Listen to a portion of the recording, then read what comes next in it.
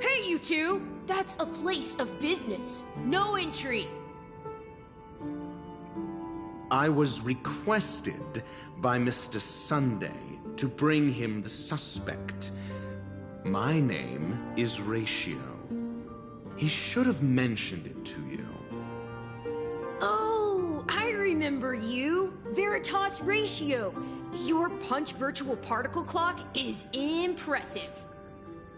Excuse me?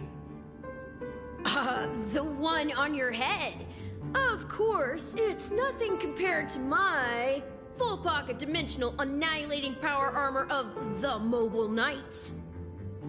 Right, and as I mentioned, that fantasy raiment of yours doesn't exist. That's because you can't see it. Like I say, only family can see the glory of the Mobile Knights. Ugh, enough. Get going. Don't keep Mr. Sunday waiting. It seems like the idiocy index here is no better than it is out there.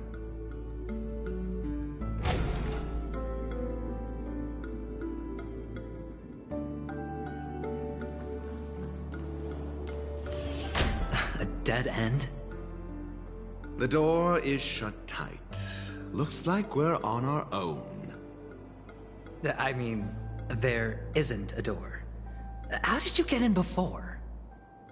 For security reasons, the family built the administrative site deep in the dreamscape, with the mechanisms hidden in these Nightingale statues. The direction of the statues can be controlled. On the previous occasion, an attendant named Kona had gone to the side room to verify something before setting the statues in the correct positions. Well, maybe we should do the same. Let's go and take a look. Of course, we can also use brute force.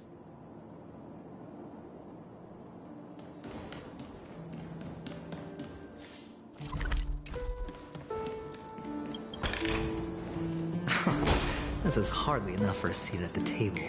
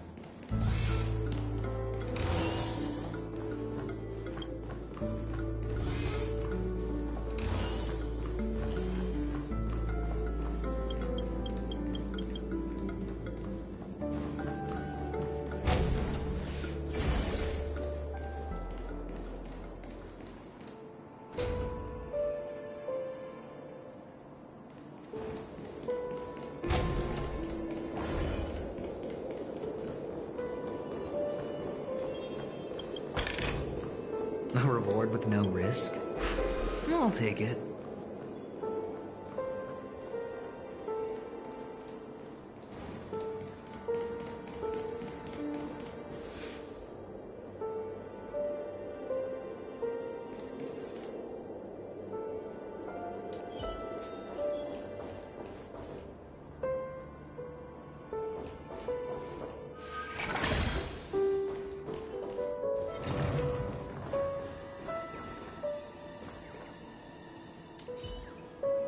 Feeling lucky. Make a wish. Storm.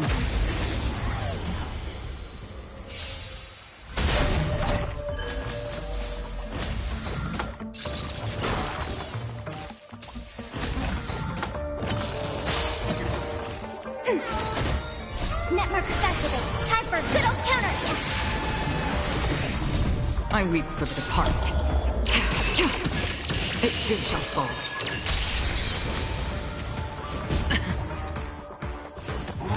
No dirty tricks. Ill tidings manifest on the still waters of oblivion.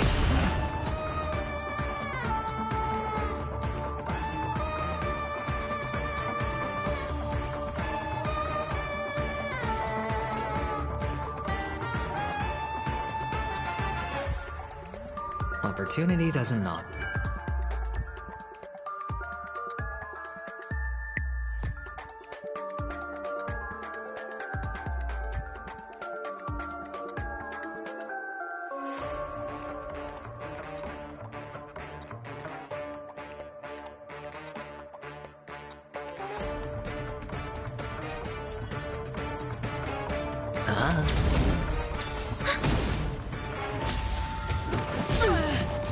Watch your head. No dirty tricks. All in. Beneath the waters lies an endless abyss. Destined for oblivion. I weep for the departed. It too shall fall. Ready for another?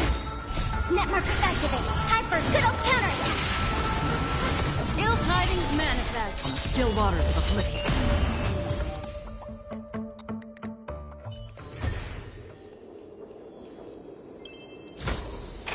This is what exploring the cosmos is all about.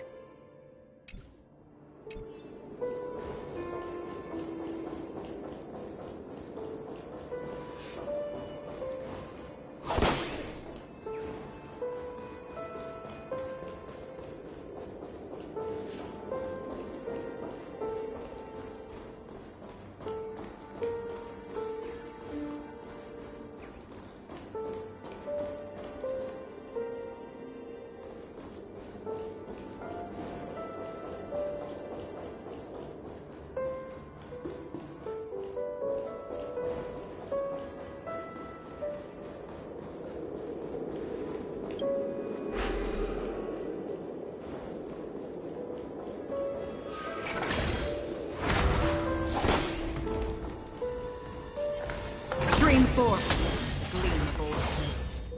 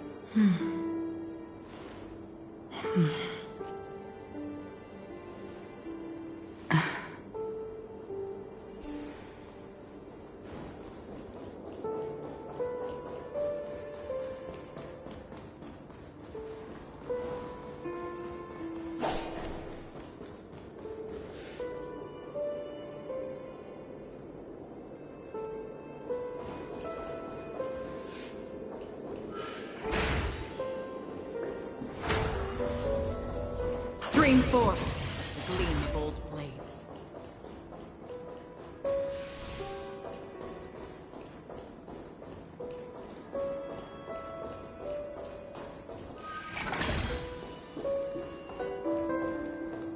Six nightingales facing in different directions. An obvious hint. But are these nightingales? They are. What's wrong? How can nightingales be so huge? They look more like torment eagles to me. There are no eagles in the 5 families, only nightingales. Why am I wasting time with you on this?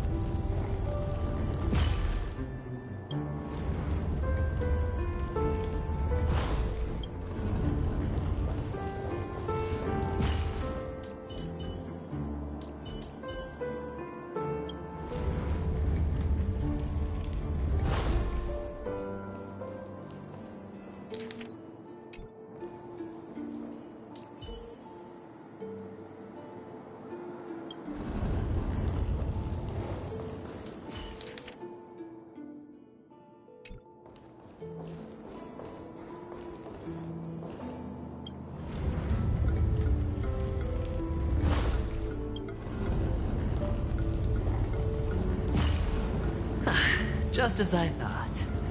Here's the correct answer. A truly miraculous discovery. Perhaps I should offer you the chance to join the Genius Society. Really? Well, I thought you'd given up on that already. I was being sarcastic. Can't you tell?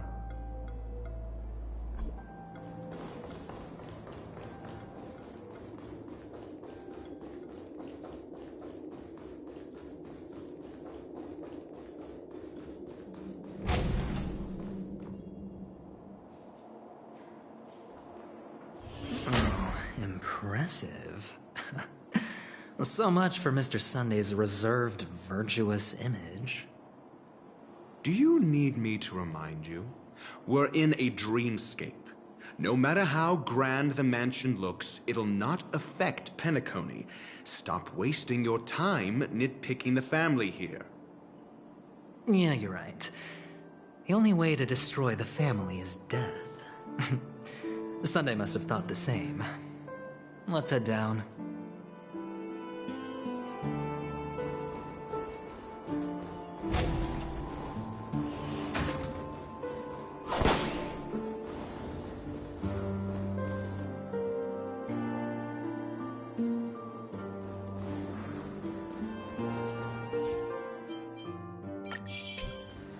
Stream 4. Gleam gold blades.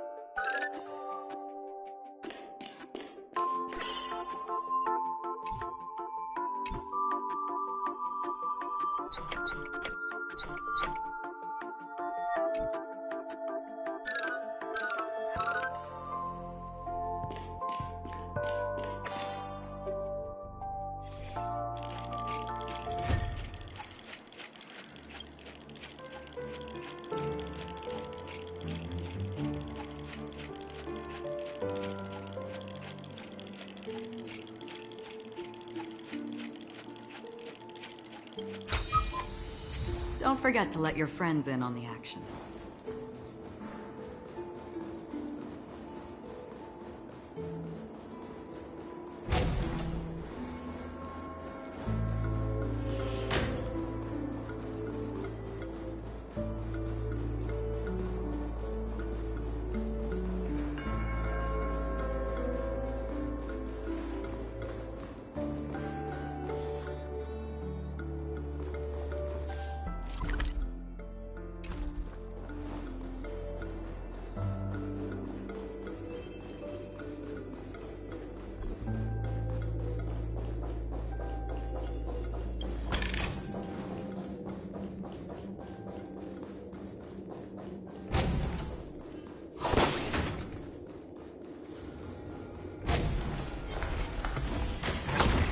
Stream 4.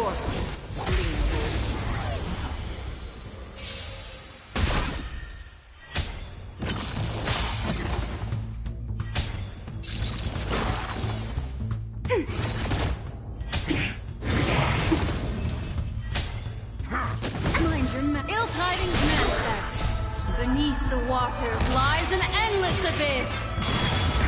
I weep for the departed. It too shall fall. Ready for another? Netmark activated. Time for a good old counterattack. Ill fate descends on the still waters of oblivion. Spend freely. Bust. Or maybe I'll take it all!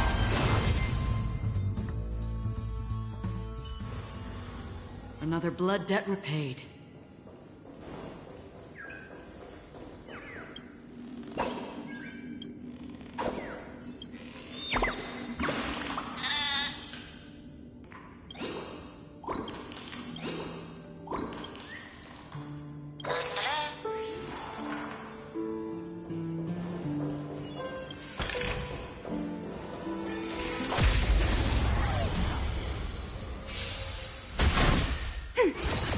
Ill tidings manifest. Destined for oblivion.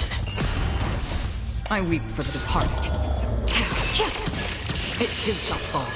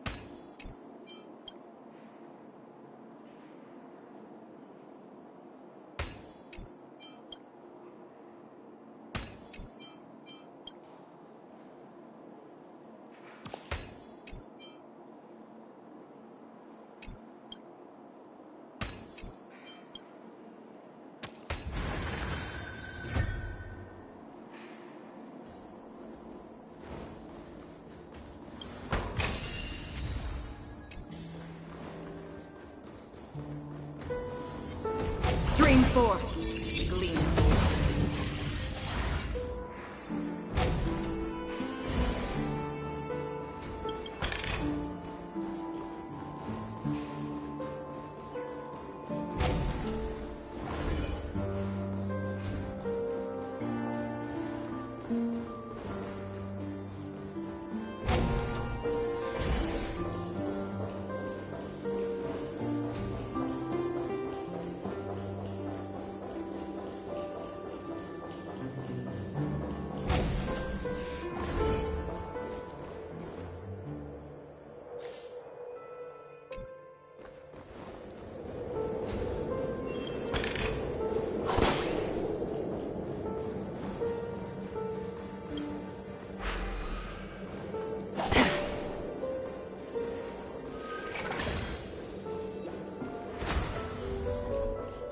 Stream forth, gleam old blades.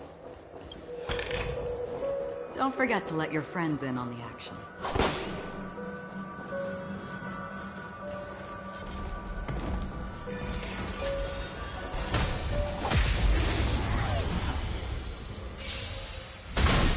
Ready for another?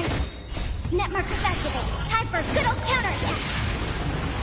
Ill fate descends. I weep for the departed. It too shall fall. Ill tidings manifest. Beneath the waters lies an endless abyss. Still waters of oblivion.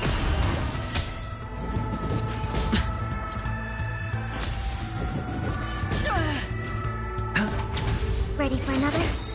Net markers activate. Time for a good old counterattack. Ill fate descends. Another blood debt repaid.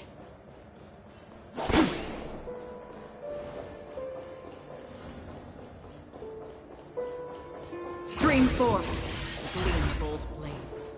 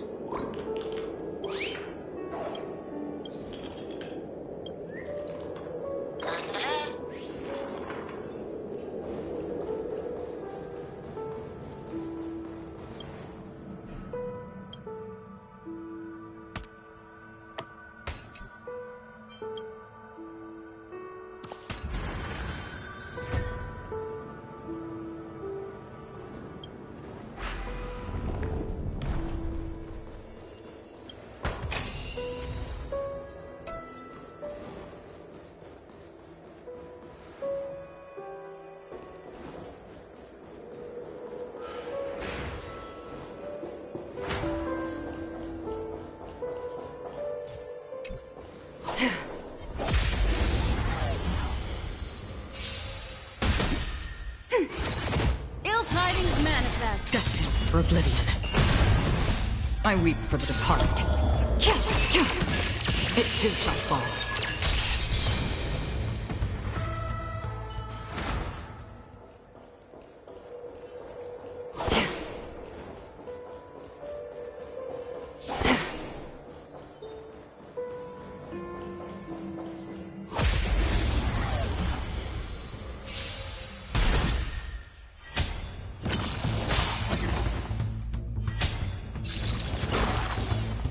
Ready for another?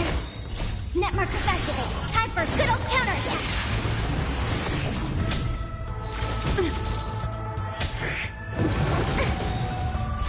I weep for the departed. It too shall fall.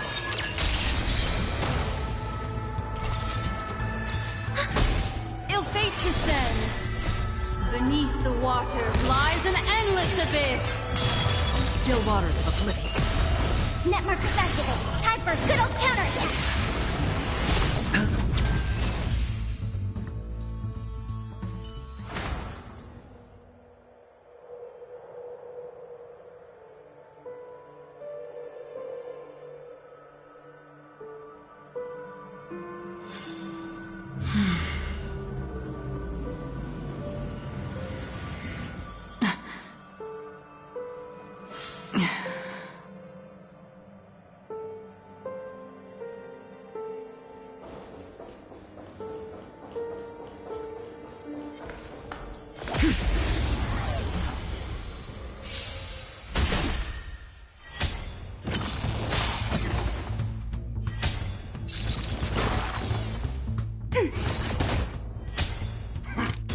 No dirty tricks, all right?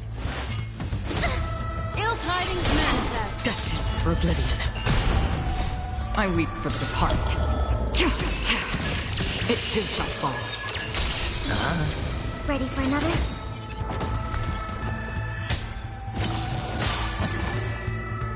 Net markers activate. Time for a good old counterattack.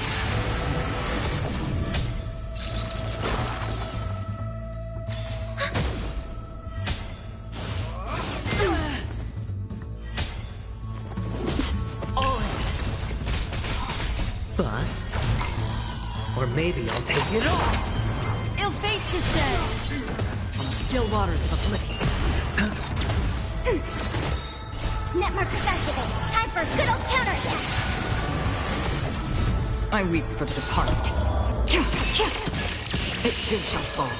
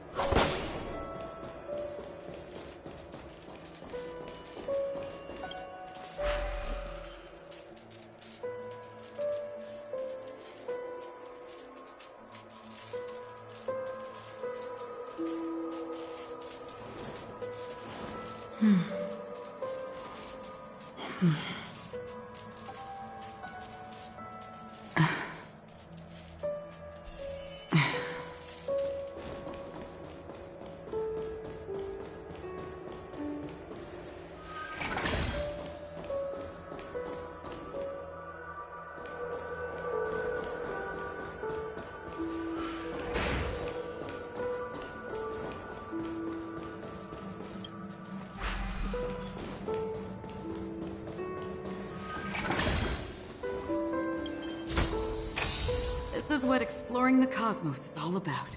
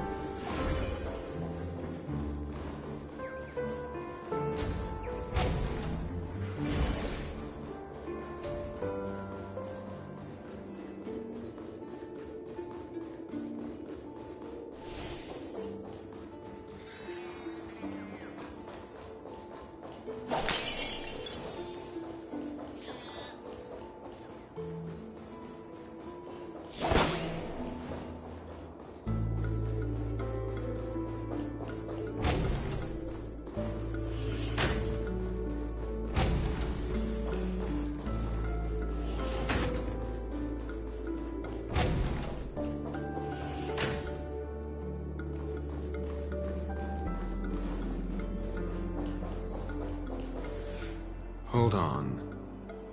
Huh? What's wrong? Are we heading the wrong way?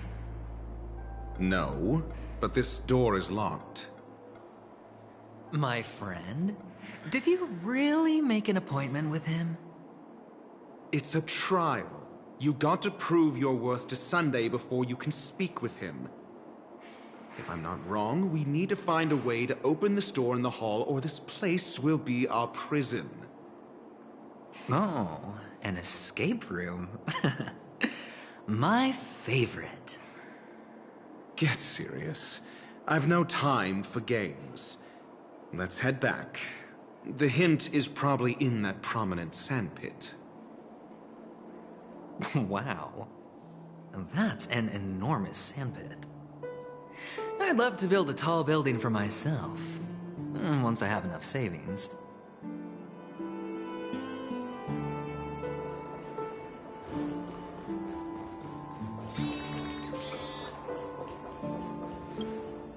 Oh, look. There's a noticeable gap in the model. I believe you're right. There wasn't a gap before. That man must have done it intentionally. Well, with your brilliant mind, you shouldn't have any trouble recalling what was here last time. Right, Doctor? Of course. Let's look around. When I see it, I will know it. Fine. Fine. Why do I feel that we're pursuing a degree in burglary now?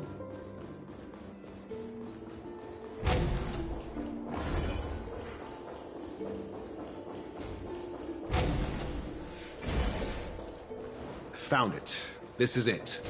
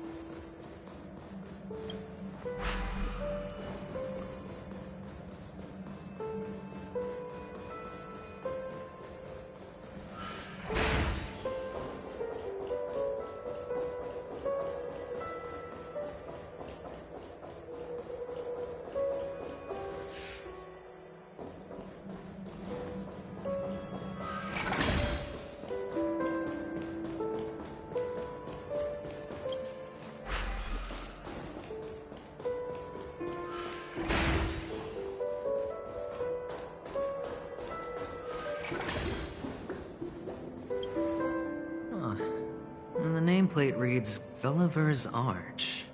Well, I'm amazed you can remember something this tiny.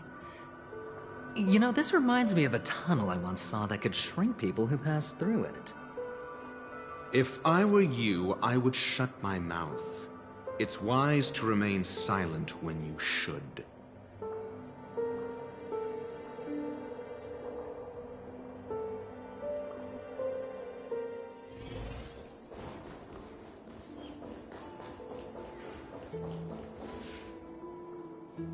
Oh, this reminds me of one of those building toys. You know, with the blocks. I've never played with them before. I wonder if it's more interesting than stacking chips. Oh, look. The gap is closed. And it fits perfectly. So, what's next?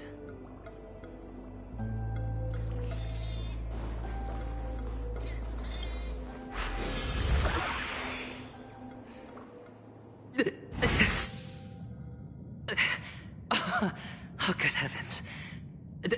Did I drink? Am I still in a dream? Indeed. Oh, Doctor, you're huge. It's me! Down here! In the sand pit! Oh, actually, I think we could make this work for us. Just find a way to slip me into Sunday's collar, and I'll infiltrate the family just like that.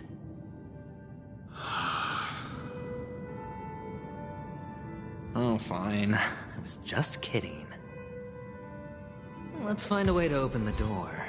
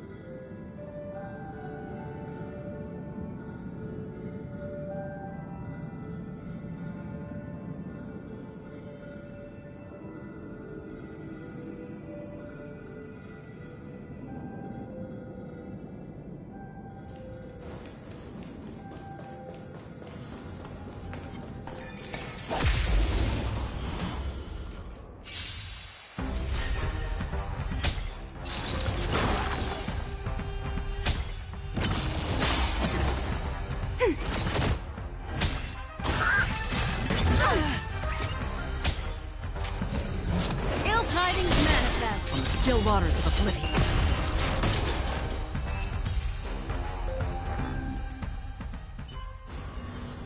Another blood debt repaid.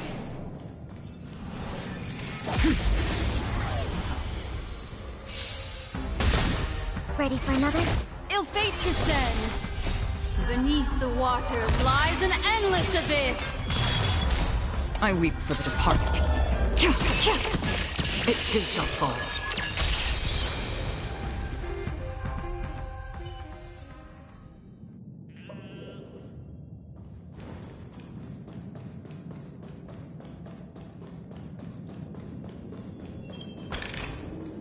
Don't forget to let your friends in on the action.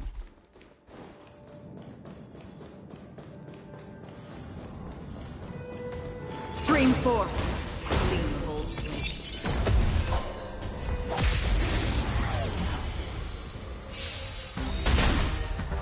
Net markers activate. Time for a good old counterattack.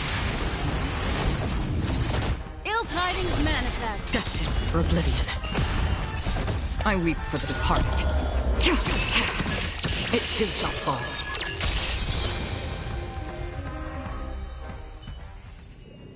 Another blood debt repaid.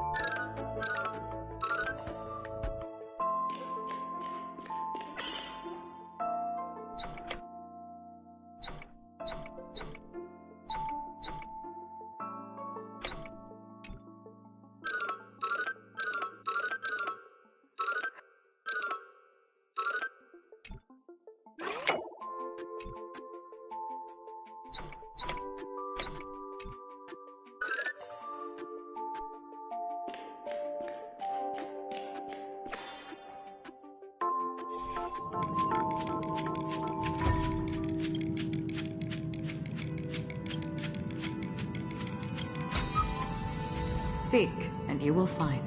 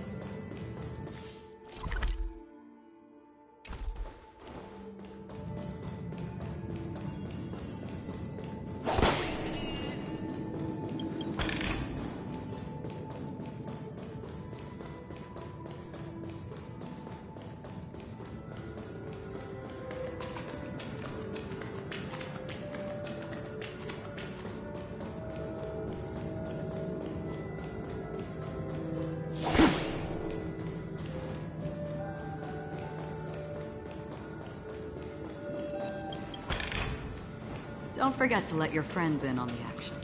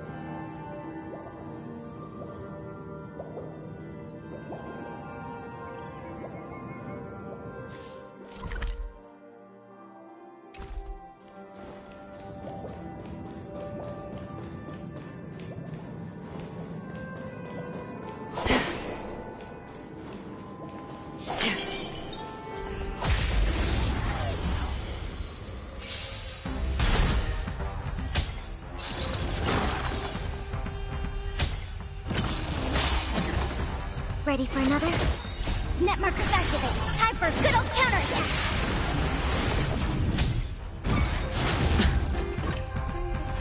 No dirty tricks, all right.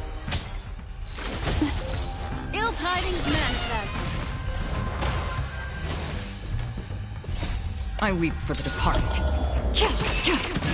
It too shall fall.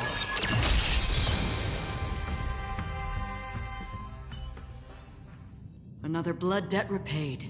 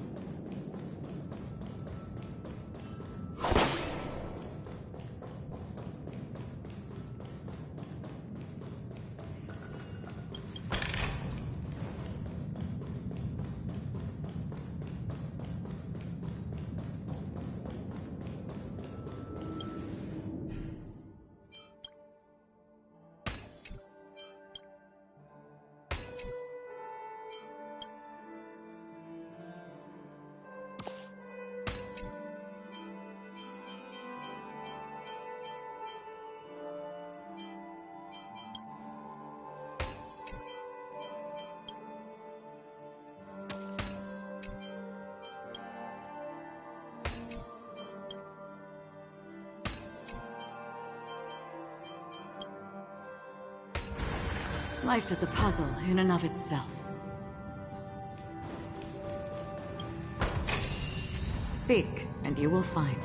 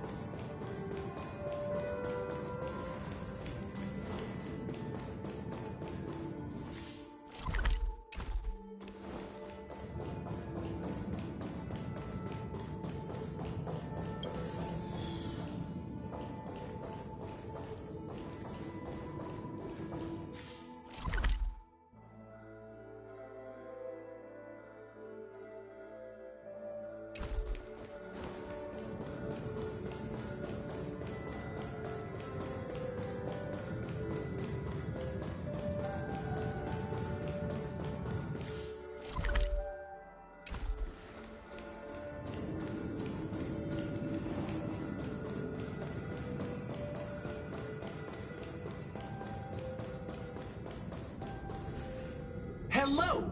Welcome to the Golden Hour base model. I am an Oak Soldier.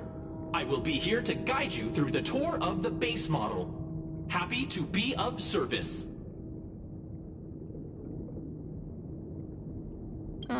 And tell me about the tour. Hello! Welcome to the Golden Hour base model. I am an Oak Soldier. I will be here to guide you through the tour of the base model. Happy to be of service. Generating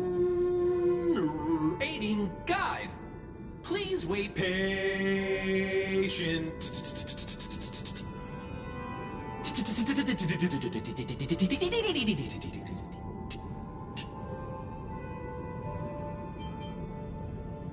Found the nearest check-in spot.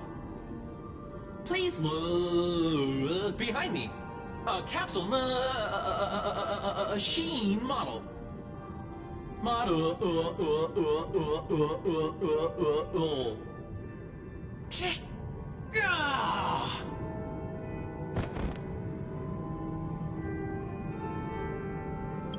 What's up with that?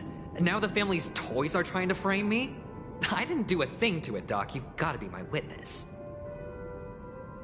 I saw nothing.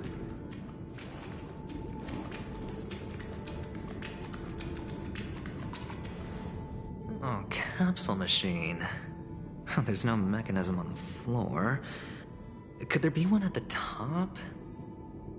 Doctor, do me a favor.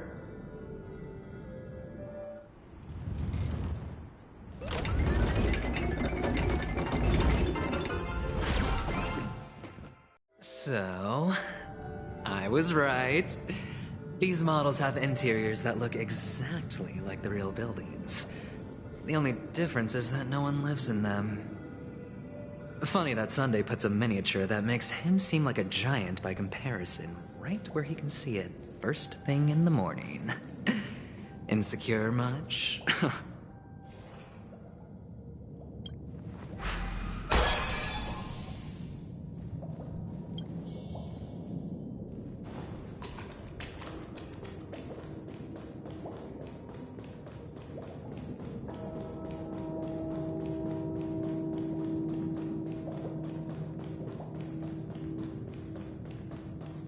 Oh, one of the fragments flew upstairs.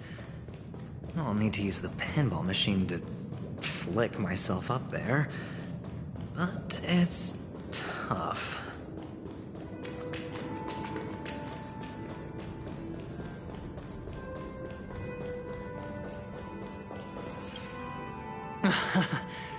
Oh, great. There's another pinball machine base here. And it's empty, too. Doc! I'll need your brain power again. There's no need to yell, I can hear you. The pinball machine must be hidden somewhere in the hall. Like the arch. Wait here, and I'll be back in a minute.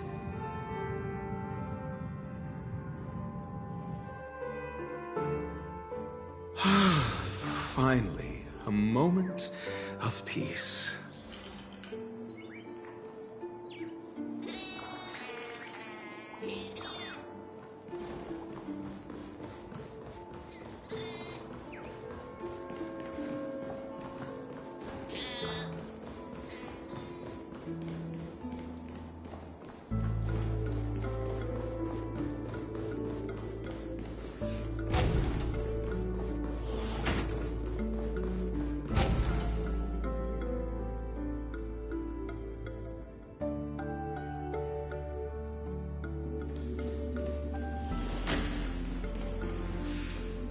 That's it. Pleasant moments of solitude are always fleeting.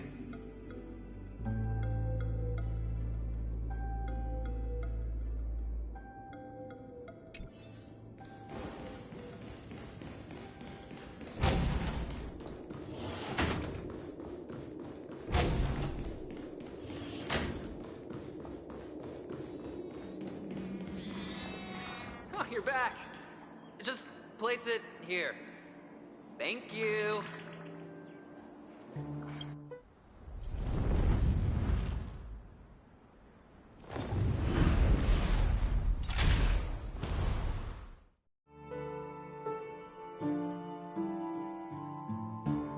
Thanks, Doc.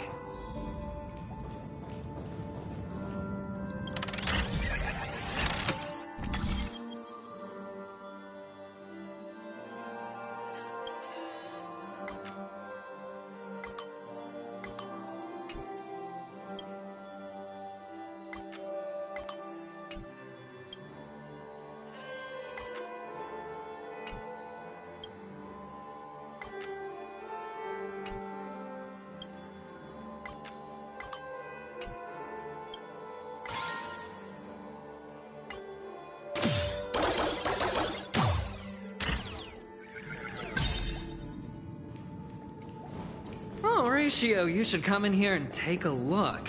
The view here is breathtaking. Honestly, you could easily squash me with just a pinch. If that is your wish, I will do so without a moment's hesitation.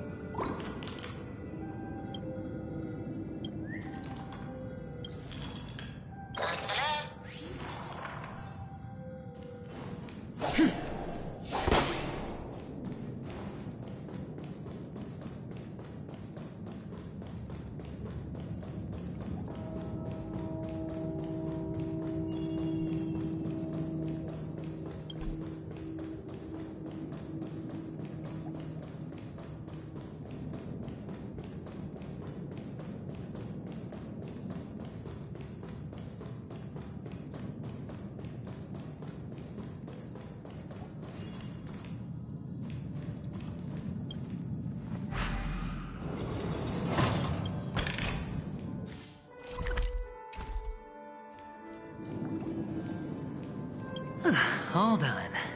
Piece of cake.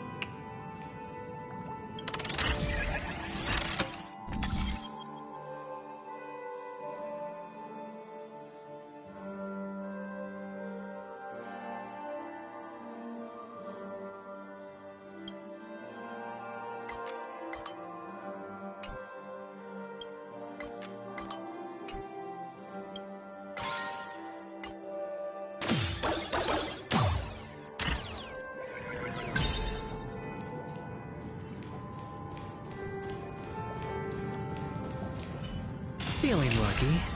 Make a wish. Stream forth, gleam of old flames. Ready for another? Retribution will find you. Ill tidings manifest. Beneath the waters lies an endless abyss. I weep for the departed. It too shall fall.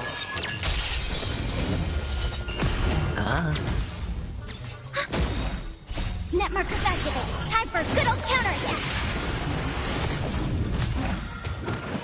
Familiar. Watch your head. Again. All in. Ill fate descends. Still waters of oblivion. I weep for the departed. It too shall fall. Bust.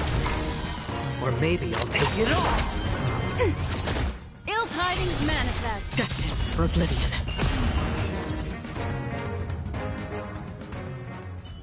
All done.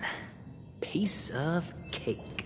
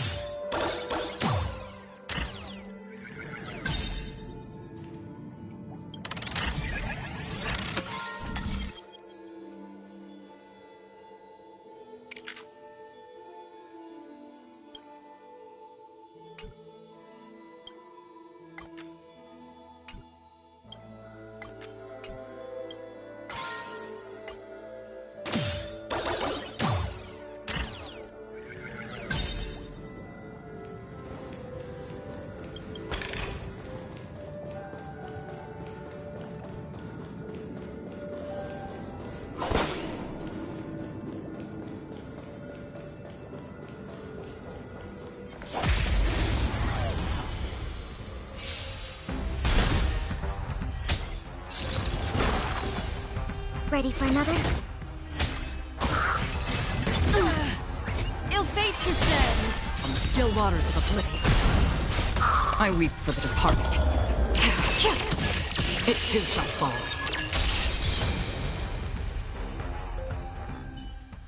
All done. Piece of cake.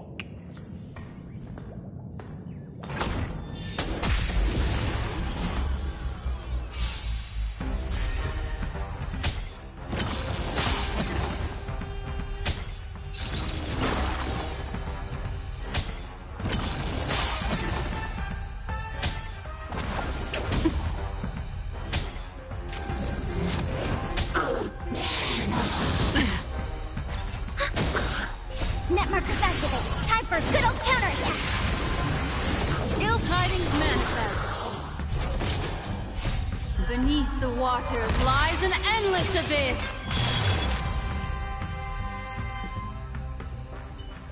All done.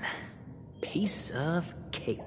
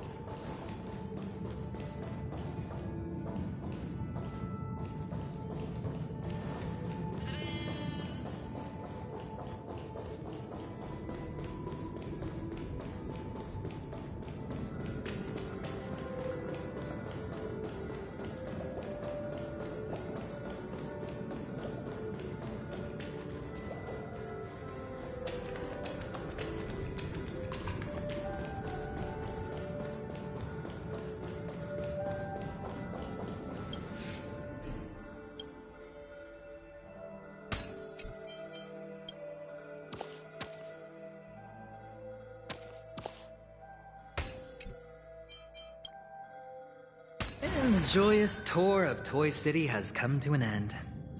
Makes me feel sad. Oh, Penacony isn't all bad, right? I'll use this interesting experience as a talking point at the poker table.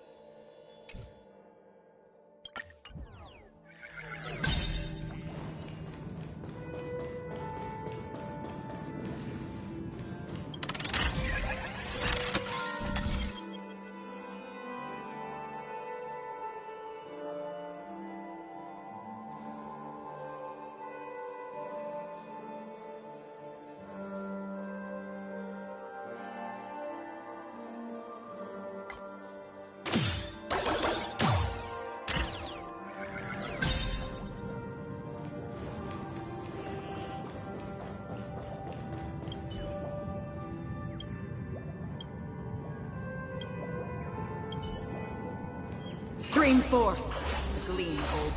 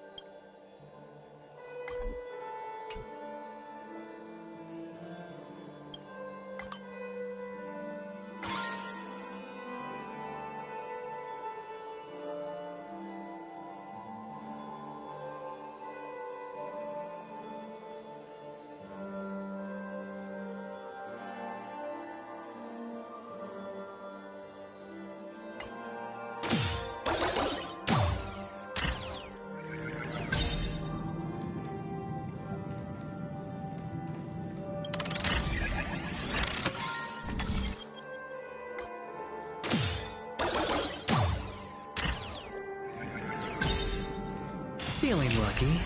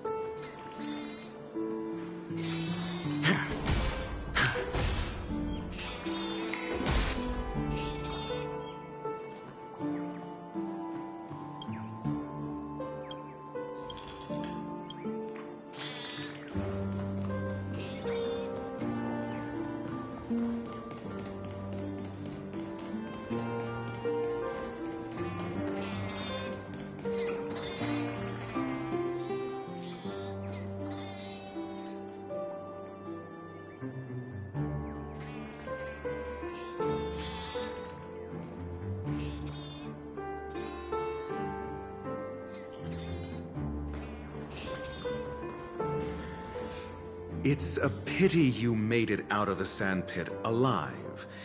Sunday is just beyond this door. From my limited understanding, he's not someone easily handled. Are you prepared?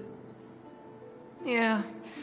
Only I believe he's the one who should be prepared to face me. Tell me about your plan. I don't have a plan. I'll just play it by ear. There are only two kinds of bargaining chips when dealing with people.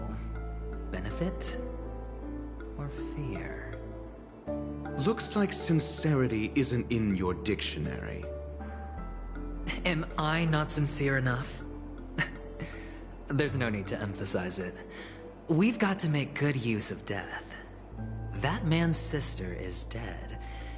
He won't be able to turn a blind eye, and that's fear. And I'll help him find the murderer. He can't do it due to his status and position, but I can. And that's benefit. On what basis do you believe he's incapable, necessitating the delegation to someone from a rival faction? The IPC? Simple. Because that murderer could very well be a traitor hiding inside the family. Do you mean the Galaxy Ranger whom you accused previously? That was just an excuse, good doctor. There's something wrong with that woman, and we need someone who can keep her in check. It's better to minimize the variables outside our control while we execute our plans. Moreover, I need to know her identity. If I'm lucky. She could be an important pawn. And it's good to have more helpful friends when dealing with this matter. But honestly, the murder case is likely unrelated to her. I believe my standpoint. There's a rat in the family. Otherwise, why would Mr. Sunday arrange a private meeting with us? This isn't an interrogation, but a secret negotiation. We'll see. Using Robin's death as a bargaining chip, I'll win back my freedom and power. In the end, I'll ruin this beautiful dream and create the grandest death. If the chance of winning is just beyond this door, even if that chance is close to zero, well, you can't win if you don't play, right? Ah, the charming audacity. To think that you, of all people, might emerge victorious, dear gambler. 3 chips are enough. All or nothing.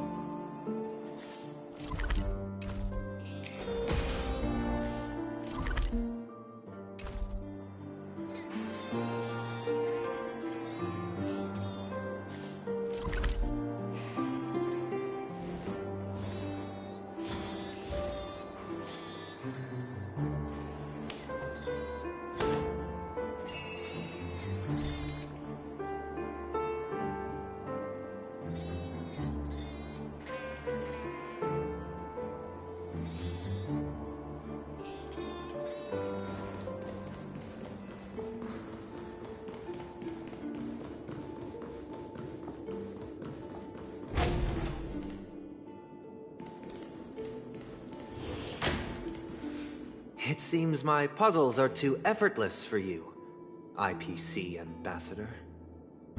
I appreciate your words. And I see you put a lot of effort into welcoming me, Mr. Sunday. However, this is no way to greet a guest. Well, this isn't an invitation, but a summoning. Before we speak, I need to test your character. I imagine this knowledgeable doctor friend of yours has been of great help, yes? Certainly. You ought to know this better than I do. He's already faithfully fulfilled his duties, hasn't he? Yes, the doctor has assured me of your noble character.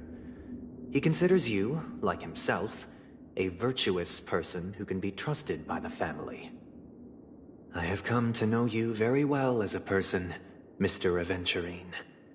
You're diligent, generous, and willing to cooperate.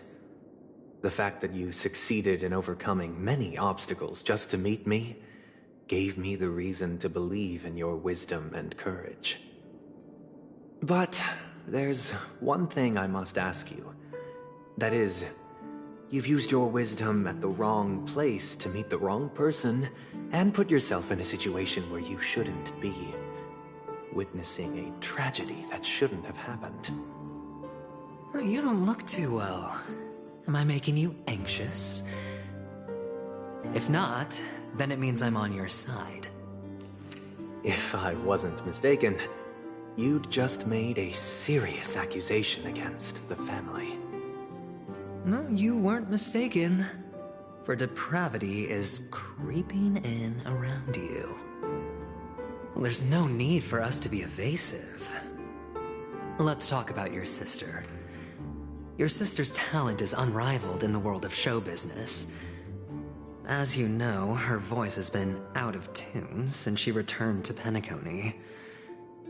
What's more disheartening, she can't sing anymore. Who could be responsible for this? Many suspect the culprit is among the outsiders, but I know you hold a different opinion. Now your noble status has become a shackle, preventing you from apprehending the murderer and avenging your sister's death. You're feeling anxious because you're out on a limb. But don't worry, I'm on your side. I'm immensely honored by your concern for me, Mr. Aventurine. Since you're so selfless and generous, I believe you wouldn't ask for anything in return, would you? Well, naturally, you wouldn't incur any loss from this. I just want to reclaim what is mine. My liberty and the personal items under the family's custody, the bag of gift money, and... the box in which the cornerstone is stored. That's right. Cornerstone. I've heard it's a treasured asset of the Strategic Investment Department. A sacred stone that seals the Preservation Emanator, granting significant power, and every liquidation specialist holds one. For an object so precious, it probably comes at an even higher price than other forms of recompense. Well, I'm sure you're aware of the high level of risk I'll be undertaking to bring the truth to light. Mr. Aventurine, when you are out and about, do you always make adjustments to your appearance? Your tie should be on the center line. Your shirt must not protrude from your vest. Your trouser creases should be perfectly straight, and always aligned with the tips of your shoes. Of course. But I don't, because it's not appropriate to do so in public. You should make sure everything is presentable and in order before leaving the house. I'm not the kind that takes risks.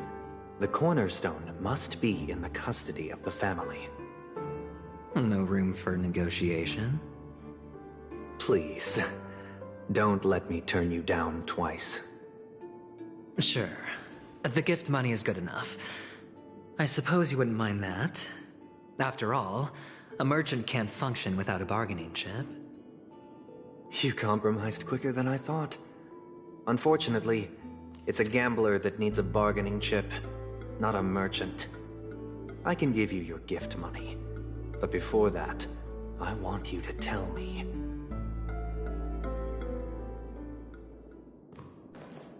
The fact that you can decisively forsake the box you asked for, what exactly is stored in it?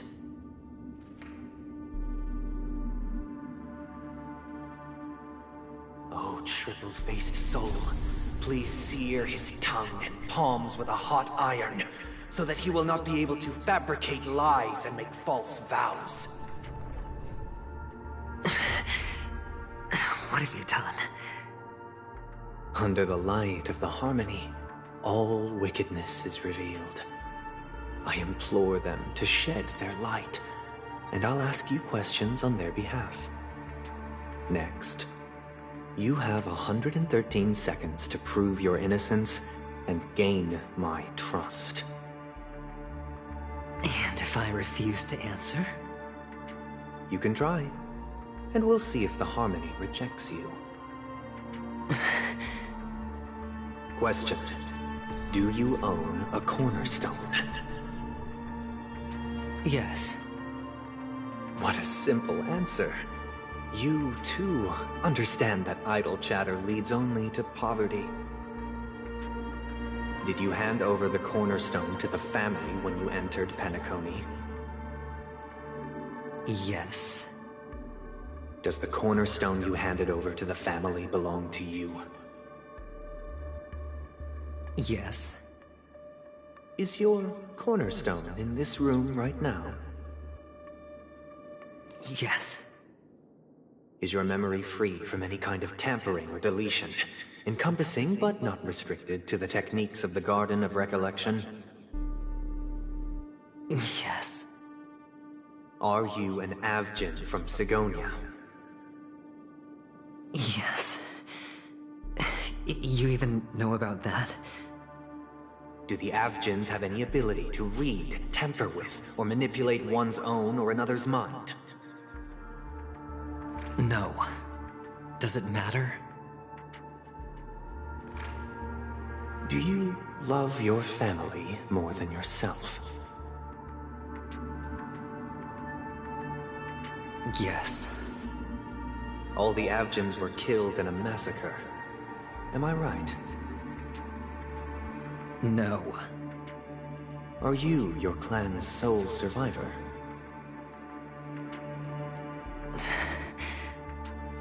Perhaps.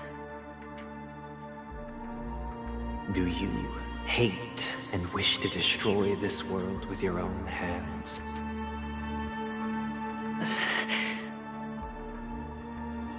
I don't know.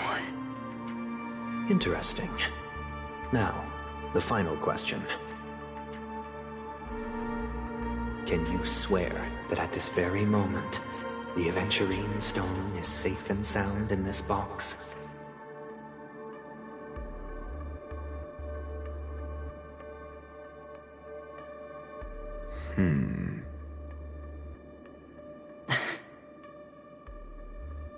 Of course. Looks like we can get an answer. Open it, Mr. Aventurine. It's your last chance to defend your honor.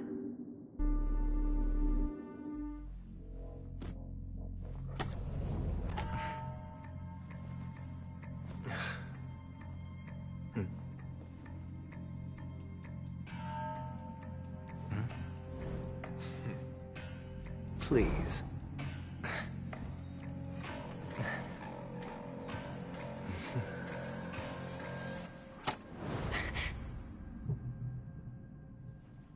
Are these what you're looking for?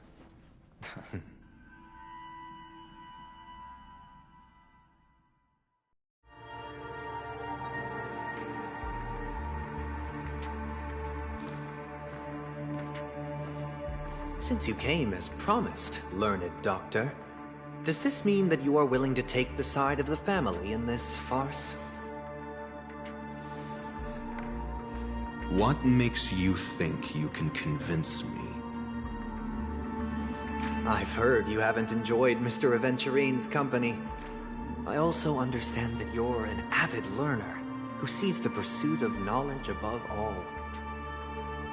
In that case, you ought to realize that a competent scholar knows their position and wouldn't forsake more vital matters for the sake of petty pride. If you agree to assist the family, I'll share our research findings on the Stellaron. You must be quite aware that, besides the family, no other faction is willing to share such information.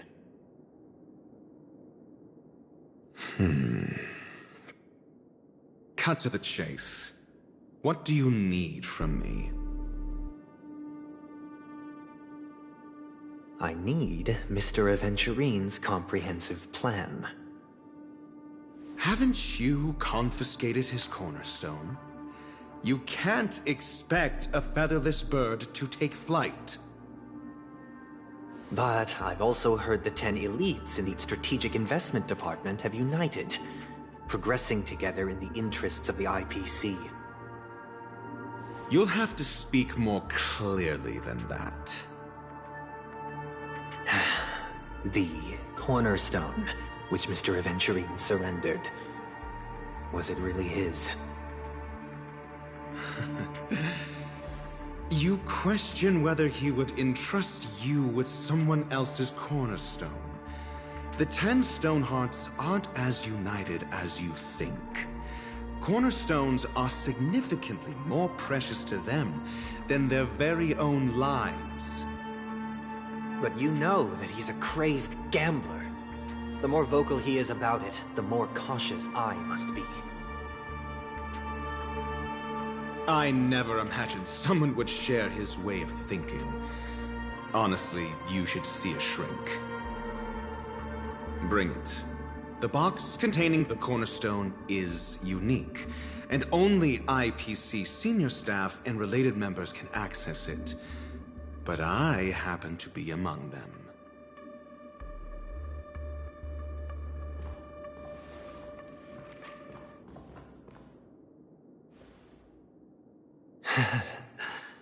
I appreciate it.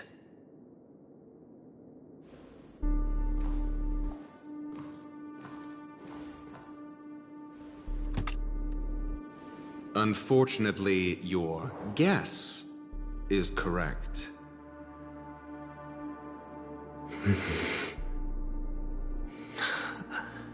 The golden stone. Its color and glow are similar to that of Klepoth's body. This is the very ruse he intends to use to fool you. He won't reveal to you that the 10 Stonehearts chisel their own will into the cornerstones, granting them an unparalleled radiance. And this golden statue is also known as Topaz, not Adventurine, and it belongs to Topaz. So, do you wish to confront him? Not at the moment. I'm more interested to know the location of his cornerstone. The safest place somewhere you'd never think of. Because he never intended to hide it. In fact, that cornerstone has been in your hands from the very beginning.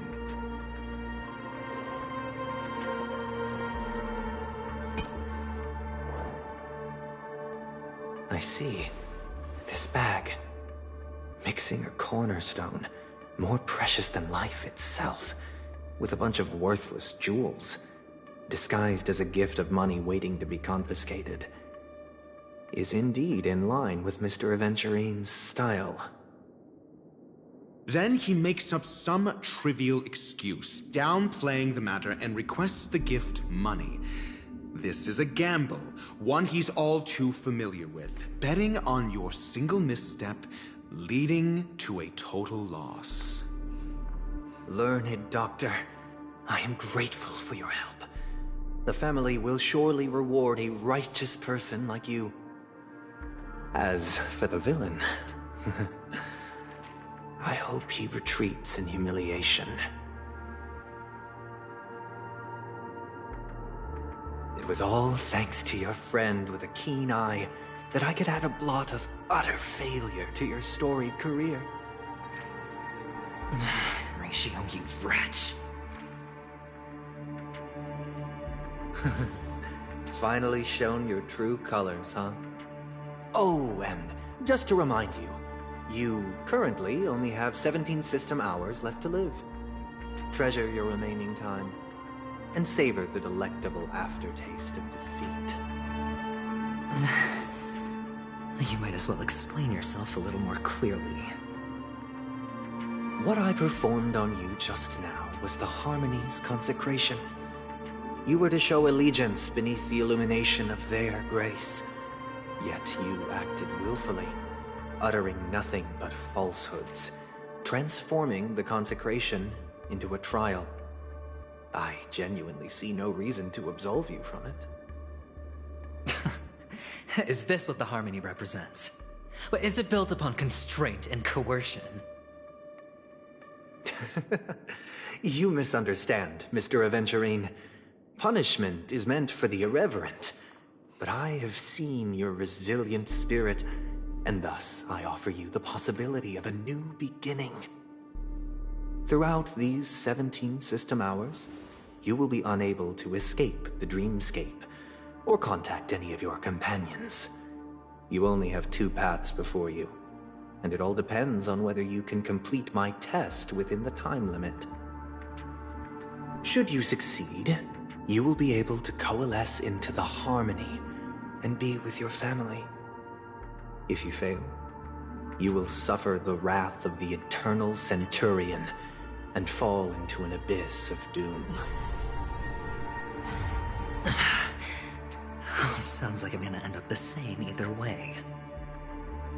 I indeed do need a servant to help me uncover the evil hidden in the family from an external perspective.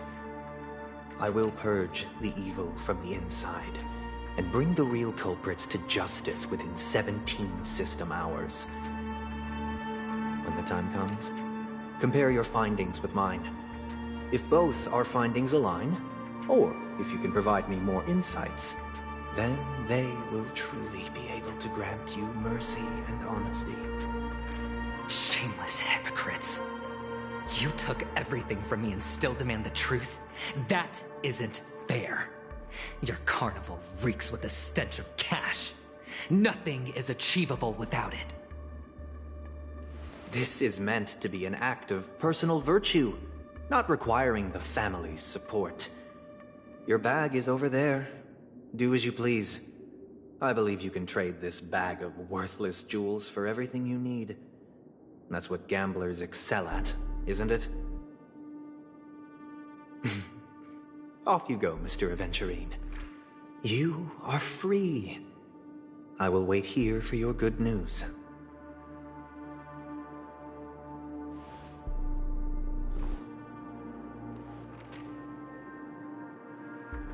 This meeting isn't an interrogation or a negotiation. It's an outright execution. Why would I do that, Mr. Aventurine? I'm just wondering what a passerby who stumbled upon a scene of a murder could have found out. That's all. By the way, before you go, I have a personal question. What is it now? Do you truly wish to bring about the destruction of this world?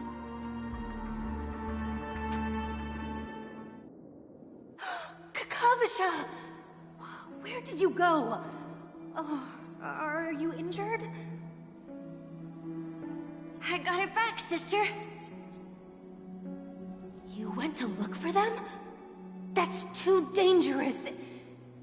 It's just a necklace. It's neither food nor water. We can survive without it. But I can't live without you, little brother. Promise me not to look for those catechins again, okay? Sister, don't be afraid. The catechins are fools, but I'm smart. I played a game with them, and I won. Won? What happened exactly? Tell me. I made a bet with them. The two birds in the desert and me. Who will die first? I won. They suspected me of cheating, but I didn't. I won fair and square. Of course. Of course you'd win.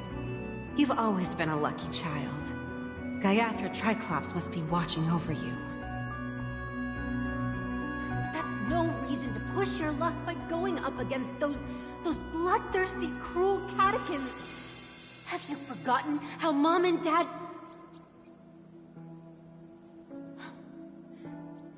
Look, this is just a necklace.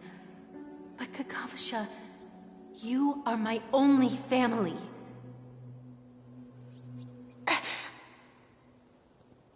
I'm sorry, sister. I thought you'd be happy. Because Mom left you this necklace.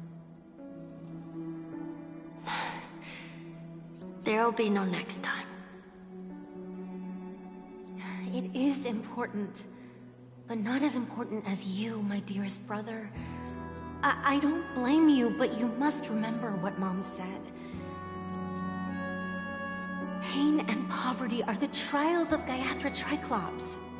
She has also granted us a chance. And that's your good luck, Kakavasha. Your good luck is the most precious wealth we, all Avgin, have. You're a child blessed by Gaiathra Triclops and can lead the clan to happiness. So always remember to protect yourself and never resent the pain and poverty you're going through. All right?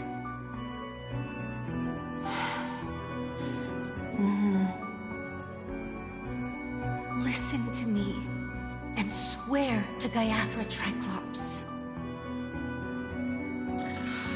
Okay. We'll swear to Gaiathra Triclops to protect this wealth.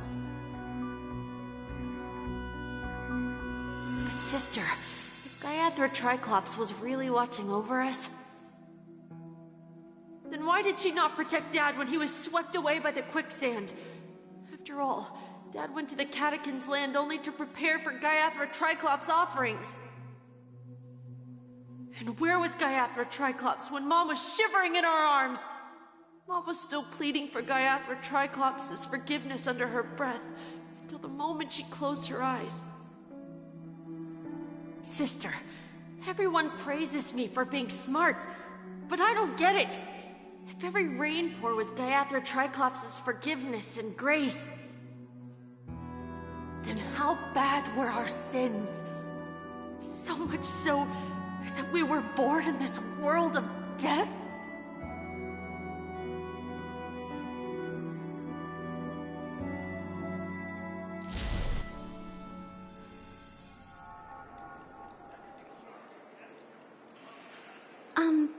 Excuse me. I can't seem to find any information on this artist in the Iris family archives. The photo you provided also doesn't show any matches. Just as I thought. I'd like to ask, what kind of traces do people leave when they enter a dream? Are you referring to the records when you enter the dream pool? The equipment will monitor physiological indicators such as heart rate, blood oxygen levels, and body temperature in real time. This data will be included in statistics and handed over to the family for the screening of any data anomalies. Immediate action will be taken once any illegal behavior is detected.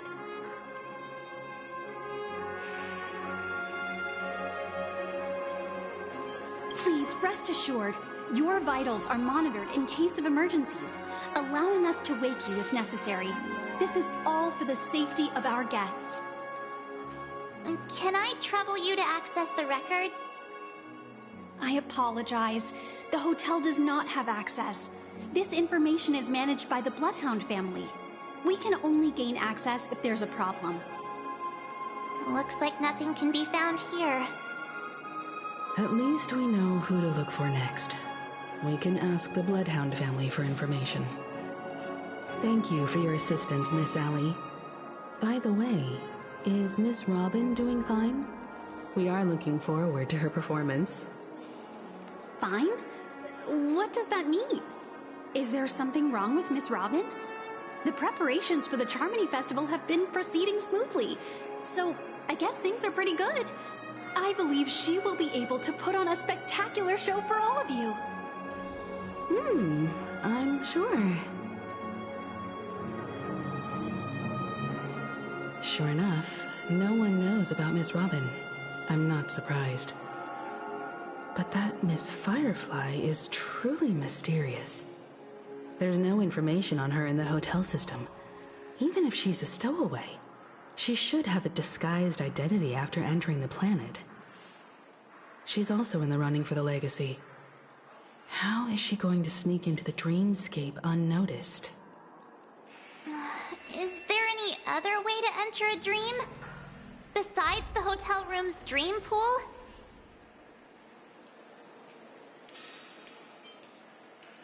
The Memo Keepers have abilities that are difficult for normal people to comprehend. In the memory zone of Penacony, they thrive effortlessly, a fact proven to us by Black Swan. The hacker girl from the Stellaron Hunters used extraordinary means to unlock the Dreamscape Hotel's seal. According to the scene witnessed by him, it is likely that they are behind Miss Firefly's case. The Garden of Recollection and the Stellaron Hunters. Both are possible, but what about the IPC? Since they want Penacony all for themselves, they're bound to have a plan. Who are you guys? The Bravo team has arrived at their designated position, ready to execute armed evacuation operation. Boss, get moving! Armed evacuation? Boss, aren't you drunk? What do you know? It's more efficient this way. Just don't let the director find out. Act first, report later. Understood? Help! Help me! I spent all my year-end bonus on the snowball! I don't want my name on the department's major disciplinary notice! Hey, check it out! That voice. Could it be the IPC workers from Bellabog? To all guests, the IPC will be conducting special operations within the hotel. Please follow the staff in charge of evacuation to the designated safe zones, or compulsory measures will be enforced. I'll request a beating for you lot! You've been told not to drink during work hours. Take him back to the hotel room. I'll organize a meeting later to properly go over how this incident report should be written. Miss Topaz? I never thought I'd run into you on Penacony. Oh, long time no see, Astral Express crew. Aventurine has told me a lot about your happenings. Huh?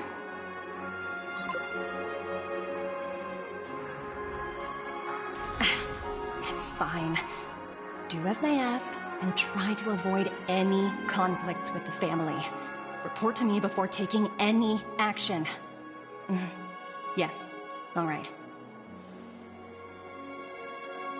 As you see, the IPC isn't very popular here on Penacony.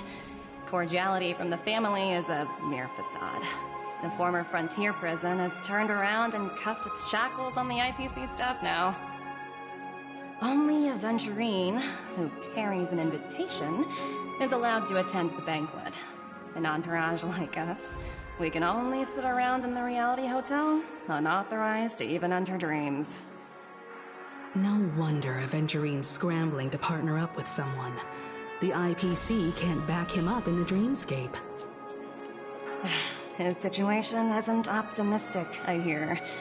You're all helping to investigate some dirt on the family, are you not? Let me know if you need anything outside the dreamscape. The IPC always treats its partners well. Thank you, Miss Topaz. We're on our way to the Hounds to verify some intel. Perhaps you've had dealings with them? Yep. They're tailing us right now. Why not go and talk to them? It'll take the spotlight off me. Being constantly stared at is really uncomfortable.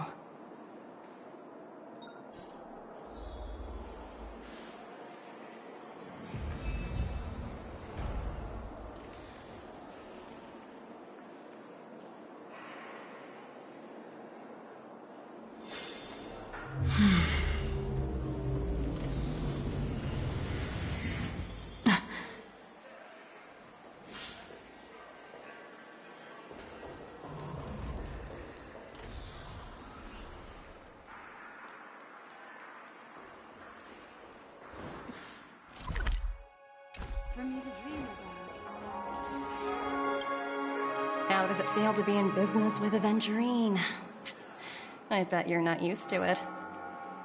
That's just his style. All or nothing is his mantra. He's always cozying up to his clients while egging them on to undertake some dangerous assignment with him. But everyone has their merits, so I won't comment further. But Aventurine's luck has always been good. He's always closed all his cases without a hitch, and basically never lost a gamble. Which is why, on the issue of retaking Penacony, I'm watching with keen interest.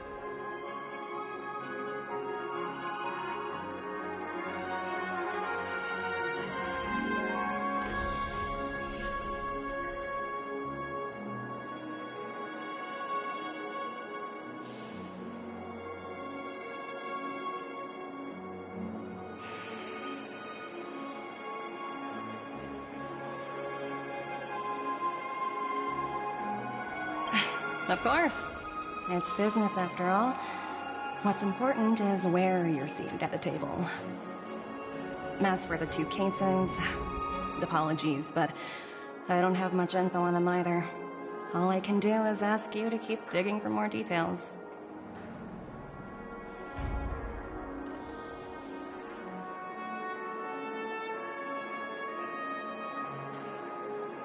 Please, continue to investigate the case. All I can do is sit tight in the real world. I look forward to hearing your progress.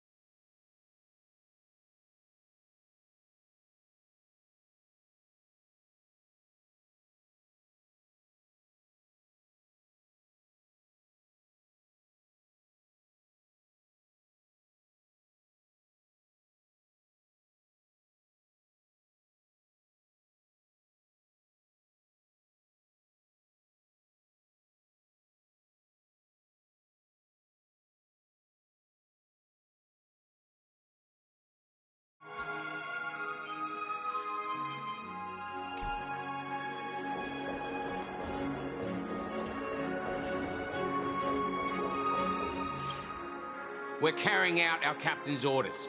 What do you want? We made a mistake last time, and we're working hard to rectify it now. We don't have time for anything else.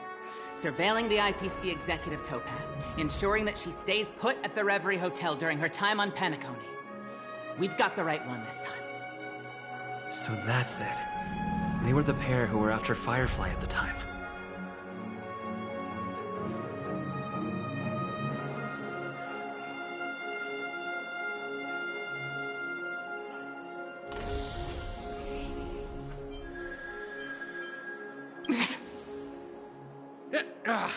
It's you again.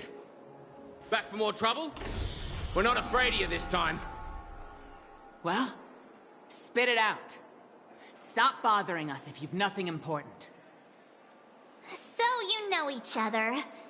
Why do you keep running into people you've beaten up before?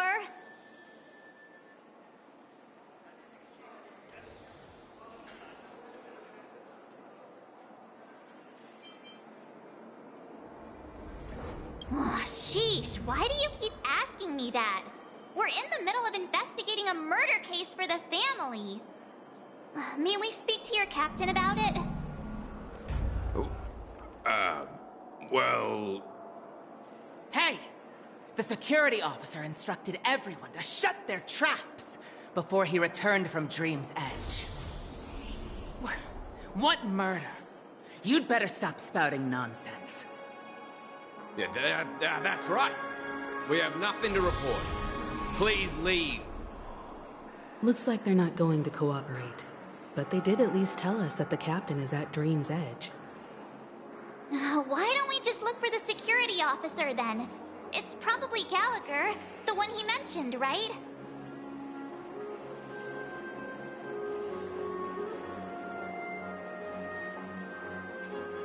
Stream forth the gleam of old blades.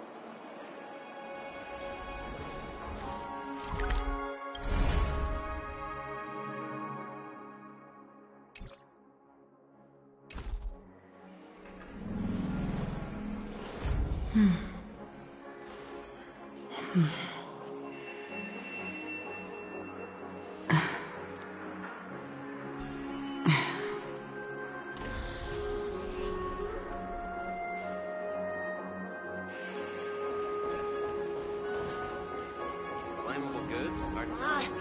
Even if we stood on each other.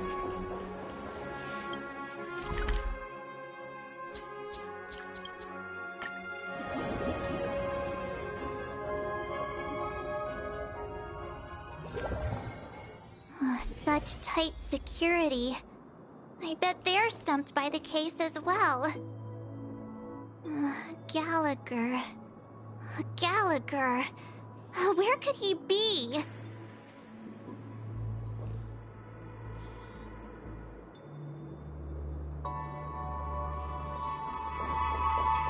To dream is effortless. Stream forth, the gleam of old blades.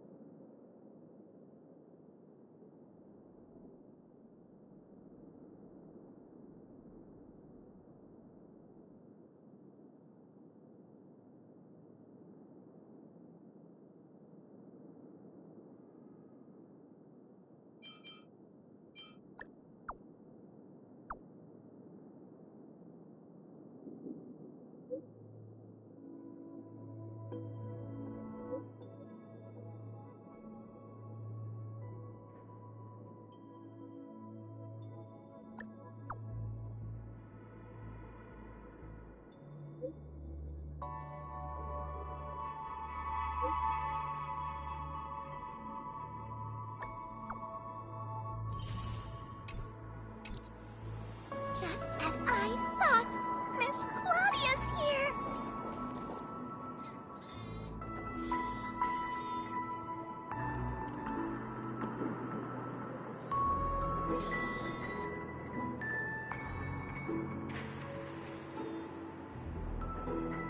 Just as I thought, Miss Claudia's here.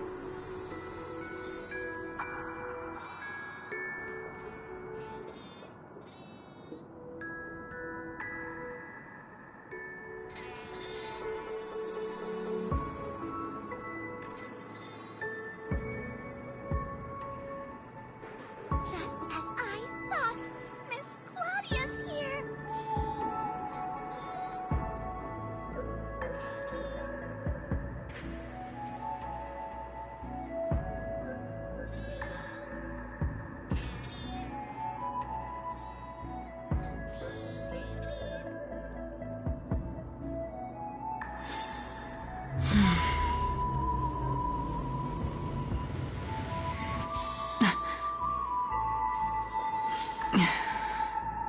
Just as I thought, Miss Claudia's Dreams here. are supposed to be confusing.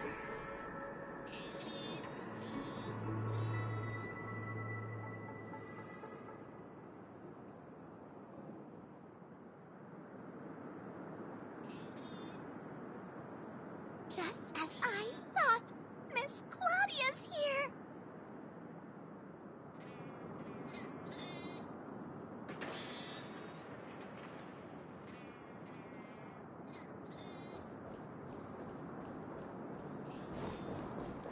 Constructing dreams is something sacred. Reflective. To create dreams is art. Just as I thought. Apologies. The Bloodhound family is running an investigation up ahead. No unauthorized personnel allowed. Hold on a minute. I think I've seen you before.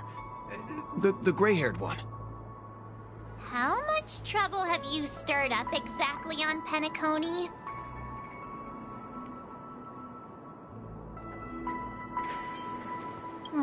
You think you look alike? Wait, are you for real? Not possible. It was you the last time, yelling about some clockwork friendship while beating me up with that silver-haired girl.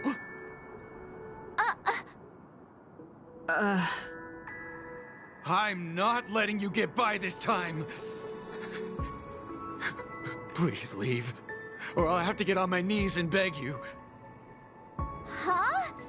What kind of heinous crime have you committed now? Hold on, sir.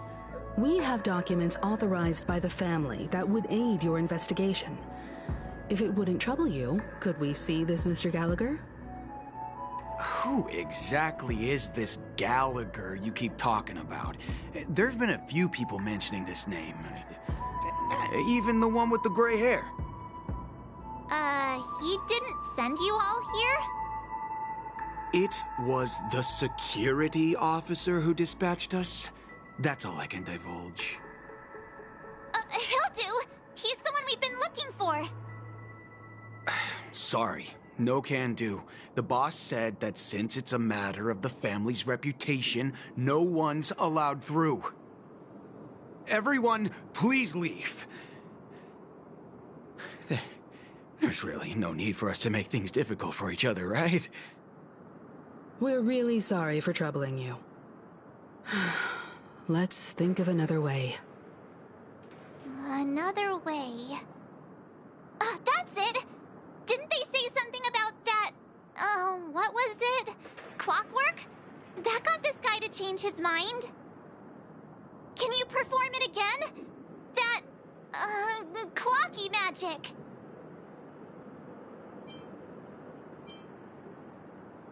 Please?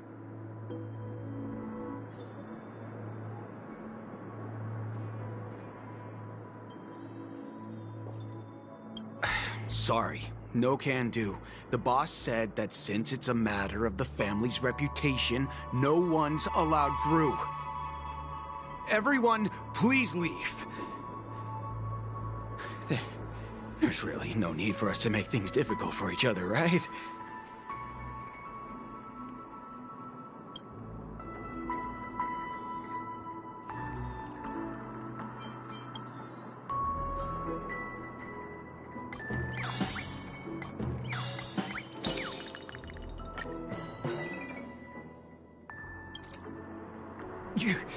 You lot insist on doing this.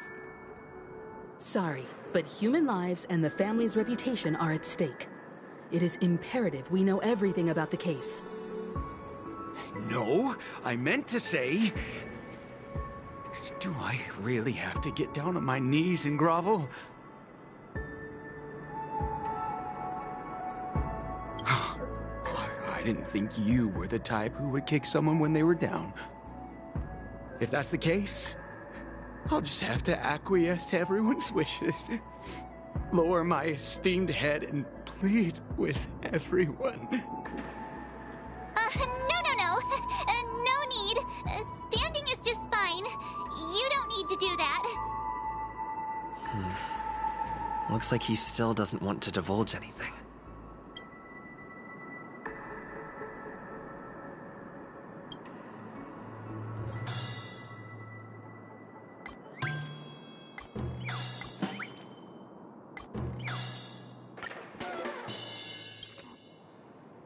You punk. Why can't you understand the words that are coming out of my mouth? The security officer's word is absolute law. I've told you that place up ahead is off limits. To wind, to rain, even if the Dream Master was here, they aren't getting in.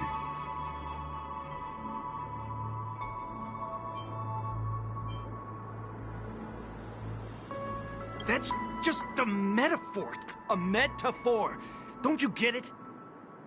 Oh, I'm warning you. If you keep insisting, I'm gonna have to show you my true power. He looks kinda angry now. Should we?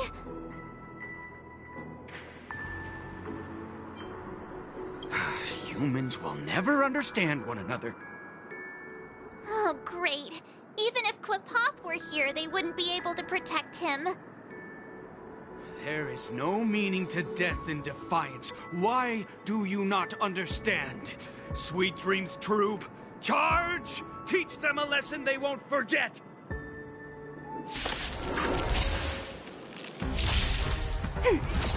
Ill fate descends! Together as one!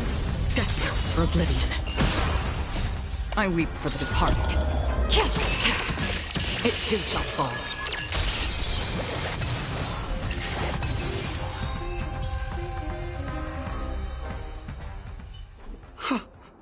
Am I destined to relive this outcome? Looks like you and I have been plunged into a cycle of despair. Oh, what's he talking about? However, this time, I will sever the chains of tragedy. The only way any of you will pass is over my dead body!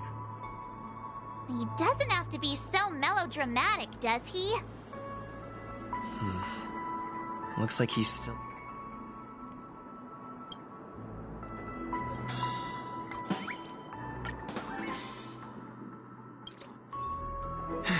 Let me see what time it is now. Whoa! It's this time already? What? Time to clock out! And no one's gonna stop me.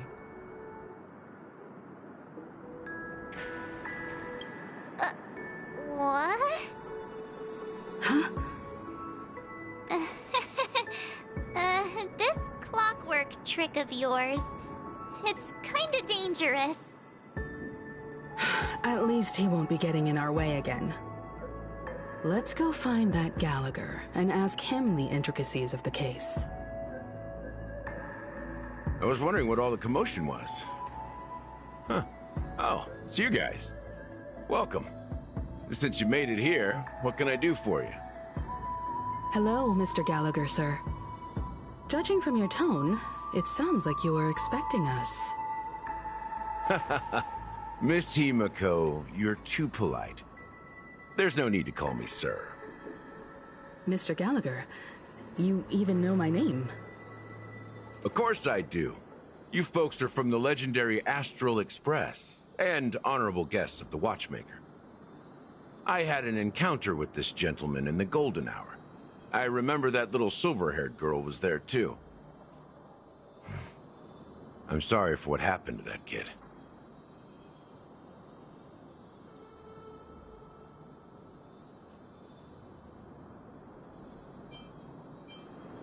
This is also the reason why we've come to visit you, Mr. Gallagher. The Express can't just overlook the death of that child. So we've decided to help the family get to the bottom of it, in the hopes of getting justice for her. The Nameless involved with the family. What an unpredictable twist of fate. Why? What's wrong with the family? It's nothing. On Penacony, everyone loves the family. No matter how much one resists the beautiful dream, when the time comes, they too will find it hard to let go. Who wants to leave a warm nest? Just idiots, little kids, and inebriated fools. Mr. Gallagher seems to be getting at something. You got it wrong. I'm not. You want to discuss the case? Sure, come with me. This is not a good place to talk. Let's go elsewhere.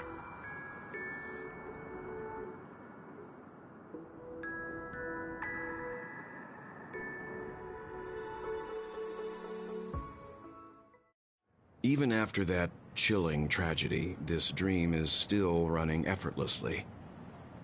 Other than the family of the Harmony, it's hard to imagine any other power in the universe that could sustain a building of such magnitude. The family itself is a huge, perfect building. Like a living idol. Each member of the family sees themselves as a piece of the divine puzzle, revolving around a singular core and a shared ideal. Under their command, they loyally fulfill their roles, offering themselves while also receiving sustenance in return. Interesting analogy. Perhaps that's why Penacony's beautiful dream has persisted for so long. But the human body has its limits, and so does the Divine's. That doesn't sound like the kind of comment a Galaxy Ranger would make. Just pointing out the facts. Mr. Yang will definitely have a better sense of what's going on than I do. Why do you say that, Miss Acheron? The beautiful dream is crumbling. But not because of a particular eon, a particular faction, or a particular visitor. Its collapse stems from a certain inevitability of human nature. The family refuses to acknowledge this, and it has ultimately backfired and become a catalyst.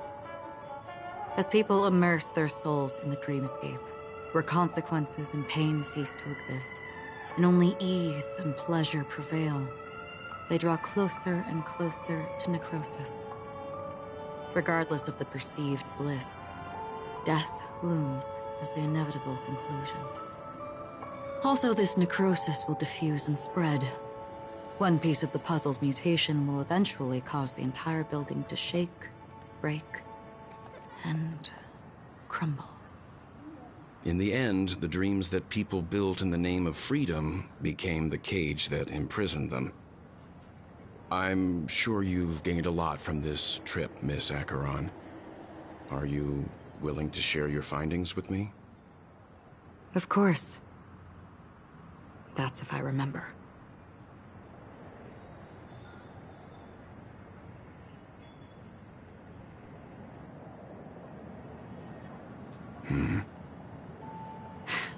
Don't mind me. It's just a habit. Owing to events in the past, I've become easily forgetful. It's only when this sword is unsheathed that those hazy memories start to become clearer. Take your time. That should do it. I vividly remember everything that occurred on Penacony. Ask away.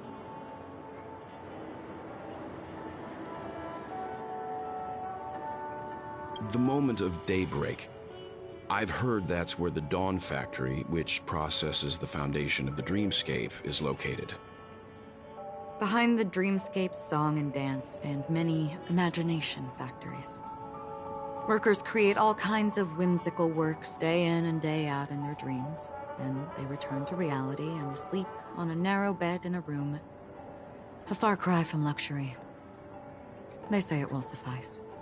Experiencing the bizarre and motley dreamscape is the best reward. There I encountered a young woman who had just come of age. The perfect time to indulge in beautiful dreams. Her greatest wish was to one day move to the golden hour and see the magnificent garments she had woven with her own hands. For certain reasons, her wish was difficult to fulfill. But I managed to bring her a garment.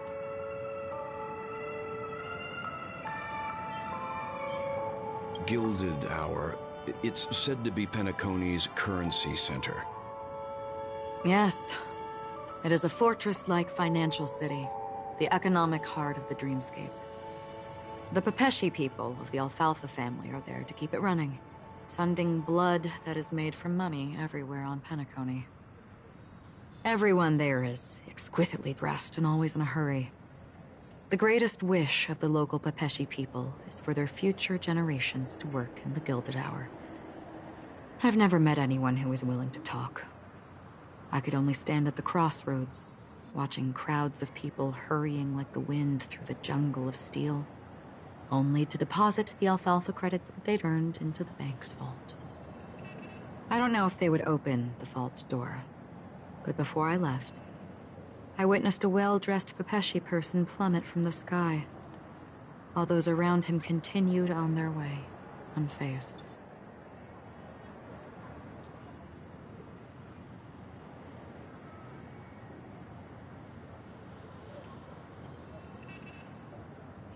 I hear the Blue Hour is very romantic. Do you have any tales to share? Perhaps Mr. Yang has heard. There is a large boat called the Eventide, anchored along the Sea of Dreams, where soft music and dancing persist endlessly every night. I ran into a wizened lady there. She was at the dock, waiting for her long-departed lover to return, waiting for countless hours within time that stood still. In the humid sea breeze, she spoke of her own youth. Like many who desired wealth and love, they came to Penacony to pursue their dreams. Alas, her lover's consciousness was lost in the dark depths of the Sea of Dreams. Finally, she suggested we continue our conversation on a boat in the shallows. I agreed and boarded the boat with her. But she never said anything. Her eyes absent-mindedly gazing at the horizon for what seemed like forever. Finally, we retreated to the beach.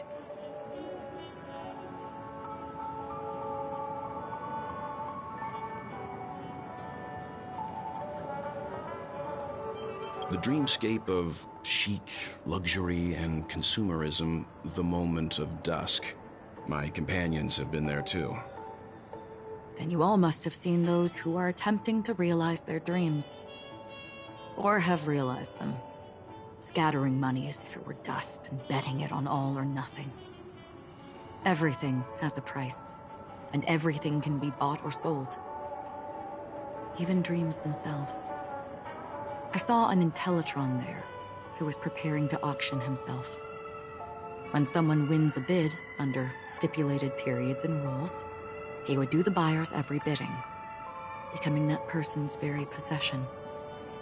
That Intellitron had been auctioned off 12 times, and I participated in his 13th.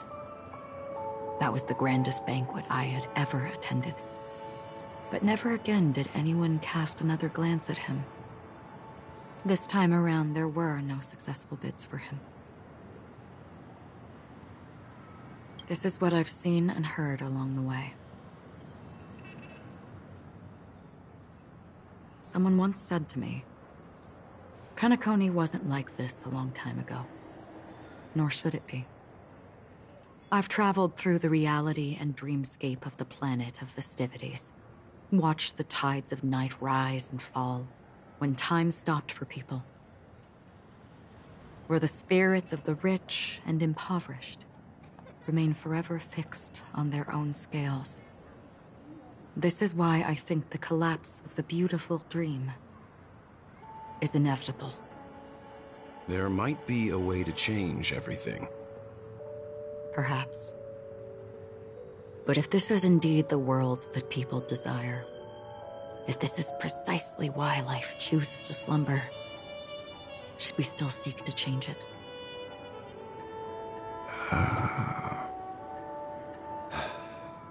Miss Acheron, now it's my turn to share a story with you. There was a man from my homeland who, at a time when the world was grappling with deep, unhealable pain, made a choice. He wove together the dreams of everyone in the world, linking people's dreamscapes, and shouldered this burden himself. From this, he created a giant, a spiritual atom. And since that moment, the giant stood between heaven and earth, becoming the pillar of the world's existence. As a price, those who found it hard to move forward, who could not advance, forever lost their future. They slumbered in a dream, devoid of disaster and pain, living out their days peacefully in the man's created utopia. And it is because of the wishes of those people who wished not to awaken that this spiritual atom became unbreakable. And yet, you stand here right now, Which also means that man failed. Because people must always move towards the future. Even if human weaknesses make them pause when they truly cannot move forward, humanity will eventually seek a way to save itself.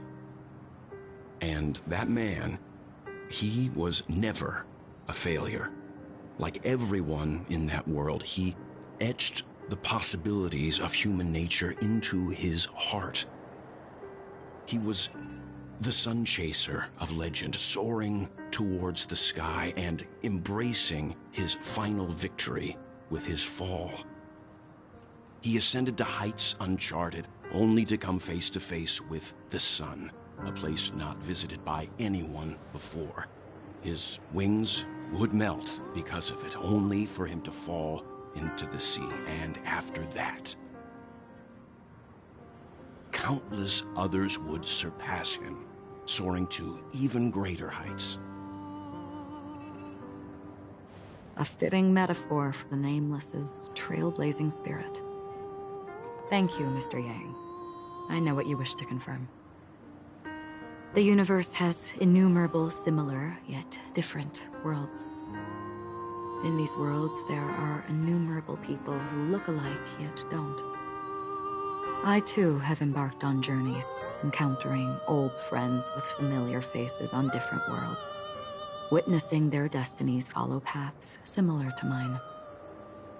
So I will tell you, even if not completely similar, the story you just told, it overlaps with my past, and within that abyssal dream, I ended that man's life. Alone.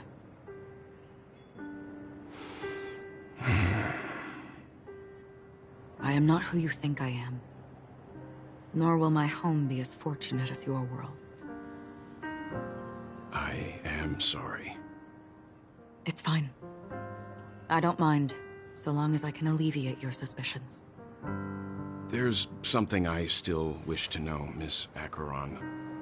Under that representation of the hunt, exactly what sort of power is it that has motivated your solitary journey thus far? Mr. Yang, before answering that question, I wish to continue the previous topic. I like your analogy very much. Indeed, birds are born to fly. But in a distant past, their ancestors could only gaze at the sky in envy. They saw that faraway ray of light from above the heavens, piercing through the clouds and blanketing the earth. And so, time and time again, generation after generation, the birds spread their wings and took to the sky, attempting to touch its ceiling, all because the sun was there. Then, what if the last bird finally soars into the sky, only to realize that the end of the light is not the sun, but darkness? Then why, exactly, do we even walk towards the light?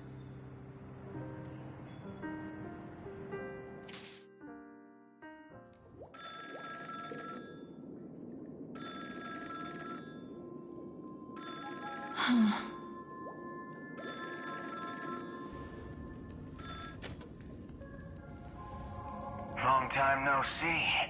Having fun on Penacony? Acheron? This voice, it's not Constance. Could it be her companion? Though I don't know exactly what you are, or what you're up to, my bullets will find you. Until then, you best find a casket store on Penacony and ask the owner to reserve a good quality casket for you, imposter. Imposter? I see. She gave my whereabouts to someone who's tracking Acheron too. Who are you? Huh? Did I make a mistake? Who the heck are you? I'm the Garden of Recollection's memo keeper. Not bad. This is the kind of tough challenge I like. You that imposter's bodyguard? Never mind. It's fine. I'll leave a round for you. So get that forehead clean and wait for me. I don't know what you're talking about, but you know Acheron, the Galaxy Ranger, yes? I have something to ask you. Are you asking me to write your will? Sure. Go ahead. Not quite. I only want to ask, how exactly did she become a Galaxy Ranger? She's clearly not a pathstrider of the Hunt, but you are, aren't you? Tell me, what's Acheron's deal? Sure. Heck, never thought I'd come across an ally. What a stroke of luck. Well, I'll be on Penacony soon. Memo Keeper, go buy a bottle of Asdana's White Oak and warm it up, and I'll raise a glass to you. That lady's passed. Well, nobody knows. But if all you want is a simple answer, sure, you best get a chair and take a seat. That woman, named Acheron, is an emanator who should not exist.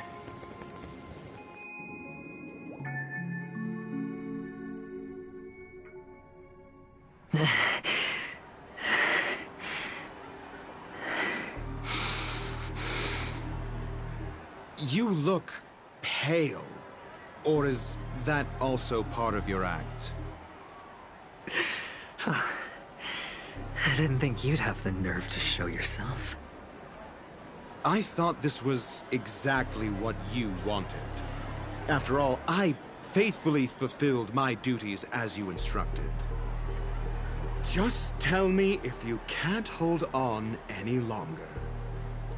So, the genius of the Council of Mundanites wants to be my Undertaker now. What an honor. Yes, and I'm pretty sure the people at the Strategic Investment Department would love to be notified of your death in due time. But let's not forget, you won't be seeing them, because I'm the manager of this task.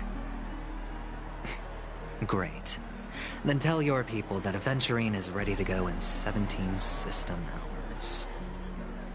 Oh, you've got a lot of nerve. How exactly do you plan on completing your task while your hands are tied by the Harmony? Well, my conversation with Sunday convinced me that there's a traitor in the family, and that they hold the secrets of Penacony. So, I took the opportunity to set everything in motion. I even managed to recover the gift money. Things haven't gone this smoothly since I walked through the doors of the Reverie. Now I'm only one step away from victory. Let's just wait and see. Sounds like a very elaborate way of saying that you failed. That's all I can say. Have you forgotten, Doctor? You betrayed me. Go. Do what you must. I look forward to the sight of the IPC fleet surrounding Penacony. You've achieved what you desired, haven't you? That's true, but what's your plan? Did you conceal an orbital support beacon in that gift money bag? Well, who knows? Maybe that's why I'm handing out cash even when I'm about to bite the dust. You are indeed a gambler. An insane one at that. Well, maybe I am. Who knows? Fine. Here, take this. Open it when you're on your last legs. You'll thank me. What's this? Medical advice?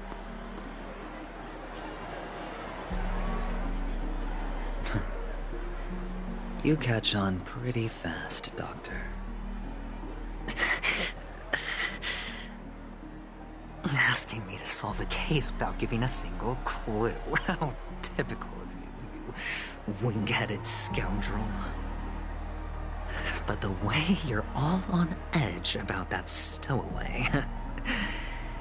it's just as I guessed it would be.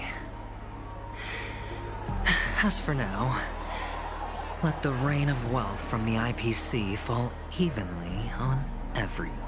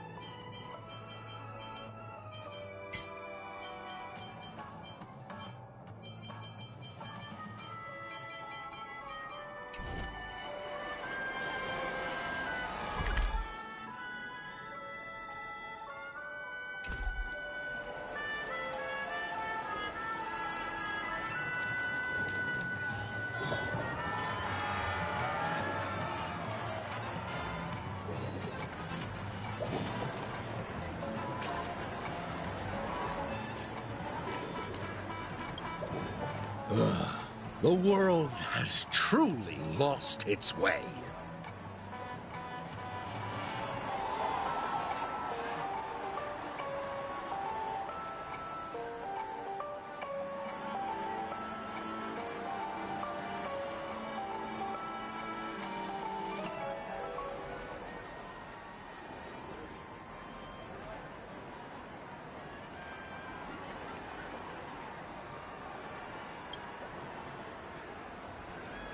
You... wait. I get it now. This is some sort of prank show, right? You must have some cameras set up around here to film yourself doing good deeds, right? You youngsters are always looking for a quick way to get an audience. But you know what? A truly great show never comes easy.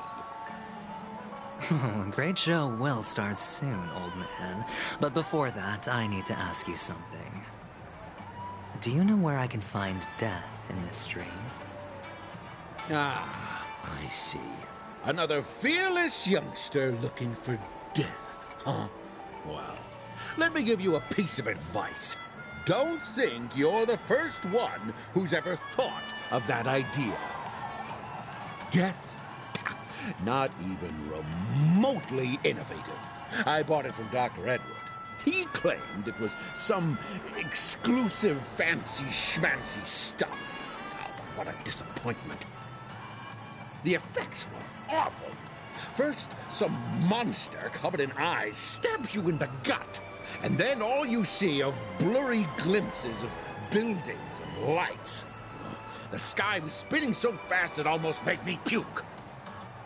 Is that all? Yeah, what else can you expect? Don't put too much stock in the Penacony movie industry. They even call this junk groundbreaking art. Can you believe it? What a joke. Well, I'll leave you be then. I hope you have a wonderful day. A monster covered in eyes. That sounds like the Memory Zone meme.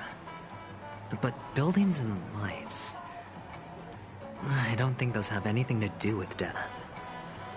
Well, that whole dream bubble was probably created using rumors and gossip.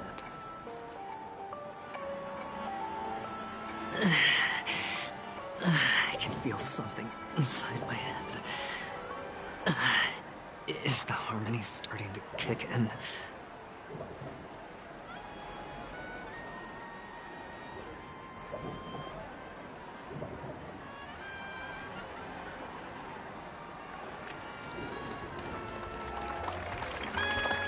Would you be willing to support my performance? And keep the Song of Beauty alive in the cosmos? Wow, how fabulous! But why would you give such a wonderful gift to a random stranger like me? Well, you see, I can't bear to see anyone in this sweet dream suffering from poverty.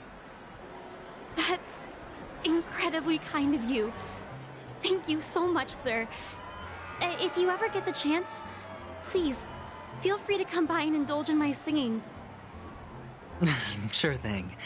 Oh, by the way, do you happen to know anything interesting about death? Death? That's a pretty scary topic, and it doesn't really match the mood of this sweet dream.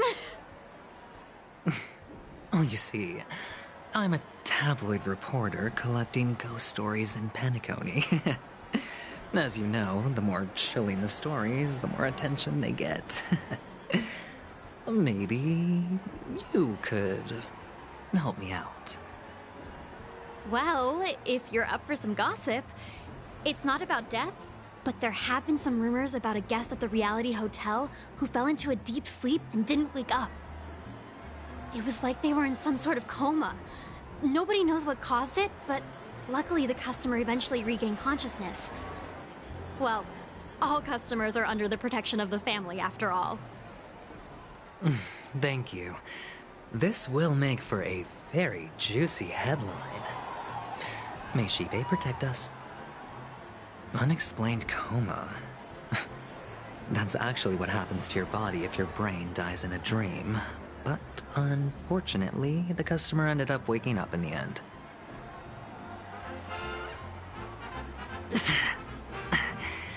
The disturbing voice in my head. It's getting closer.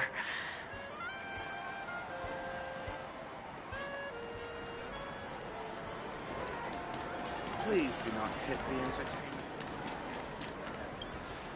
A sip of liquor. A blissful reprieve. To drown 1,000 sorrows. Let worries leave. I know I have what it takes to become a poet. Oh? You're giving these gems to me? Didn't expect to meet such a generous soul in this place.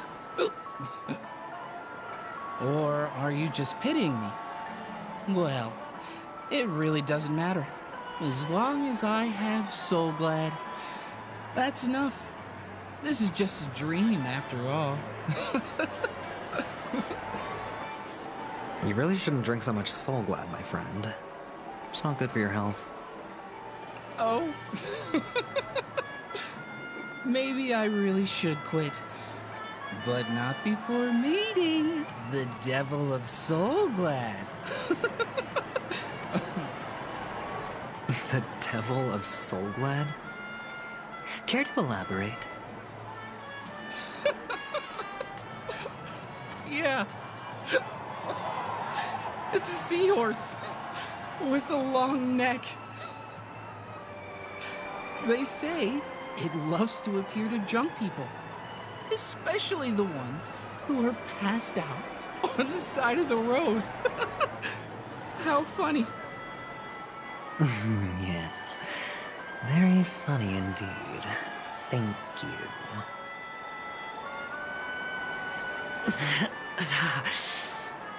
Does everyone have to go through so much torment before joining the family? Darn it. Now I just want to dig out my brain and use it as evidence.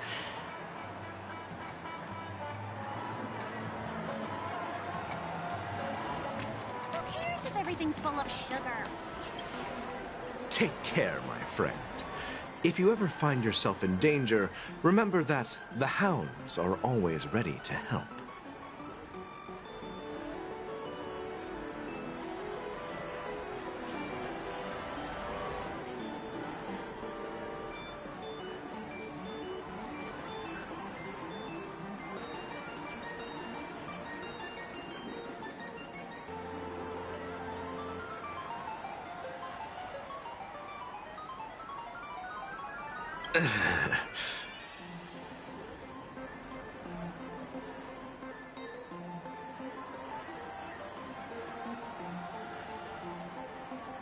You don't look good, my friend. If you need assistance, I can contact the hotel and have them wake you up forcefully. That won't be necessary. I have some business to attend to. But thank you all the same. All right, then. If you ever need help, don't hesitate to reach out to us hounds. Well, actually, I do need a favor.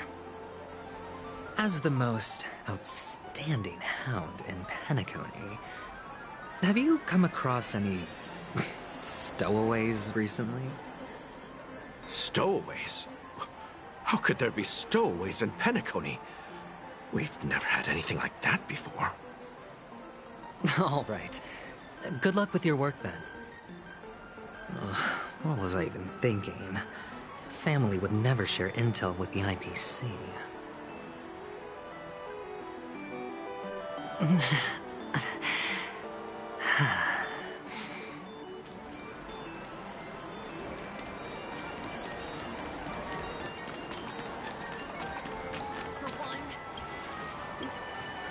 You want to talk to me? Sure, but nothing too sensitive, okay? Huh. Wealthy people have fancy ways to enjoy this dream.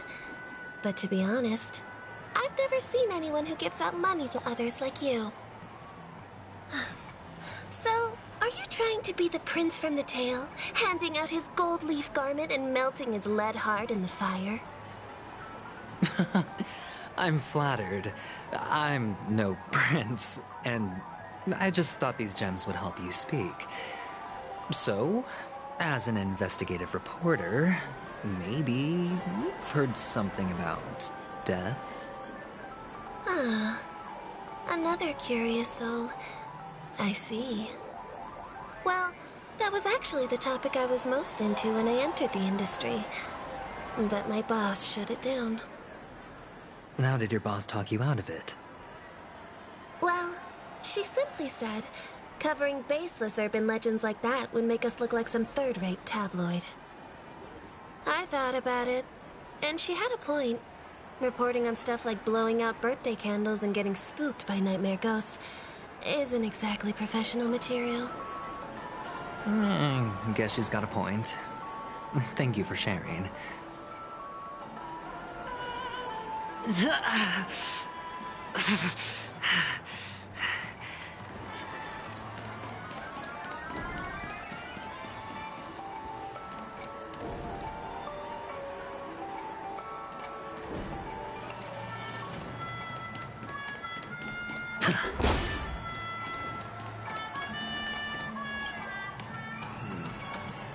Were you wanting to talk to me? Sorry, I thought you were checking out something behind me. Is this a gift? For me? Are you sure this isn't some kind of mistake? Yes, it's for you. Just take it. Is this for real? Someone is actually giving me a gift. Not for my parents, but for me. Thank you. Thank you so much. No, it's not much. I just want to ask you something. I knew it. What's on your mind? Are you trying to ask about my father or my mother? Neither. I just wanted to know if you've ever heard about death in the dreamscape. Oh, you sound just like my father. Always warning me about danger, even in dreams. He's an Intellitron, so his dream entry methods are different from us organics. Can't count on him to protect me if something does go haywire. Funny, right now I'm still under his protection. How ironic. Hey, stay positive. Gold will always shine one day, right? The Devil of Soulglad, Dangers in the Dream, and Nightmare Ghosts. Well, surely death is a popular topic in this sweet dream granted by the family. I've collected a bunch of rumors, but no useful clues. The gems in my bag are running low. Well, let's see if my last lucky interviewee brings some surprises.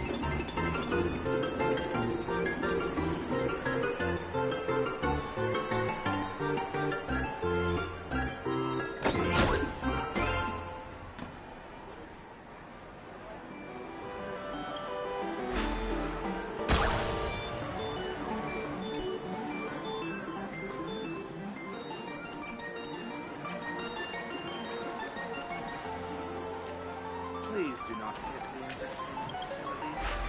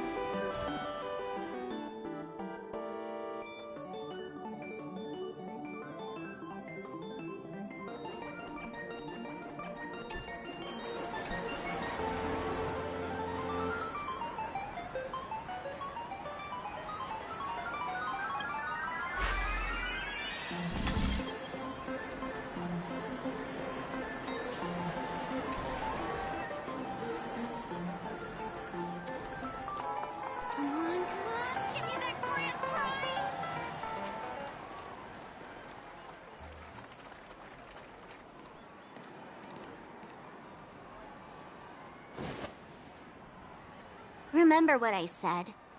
You Sigonians are better off hiding in the sewers. Look at you, snooping around and sticking your nose everywhere. Is the smell of death so enticing, my fine fellow? Oh, it's you, masked fool. I should have guessed it. You're the imposter who appeared on TV after Robin's death, right? I heard you got caught by the family. I gave you a clear clue. Befriend a mute. Simple and straightforward, you know? And what did you do? You messed it up and ended up as their prisoner. I told you to make friends with a mute, not become one yourself. You really let me down. What do you mean? You know better than I do. Who watched the little songbird that couldn't sing perish right before their eyes? You did, Blondie. No, I mean... What did you mean by becoming one myself? Well, it means you'll soon end up like her, unable to speak ever again.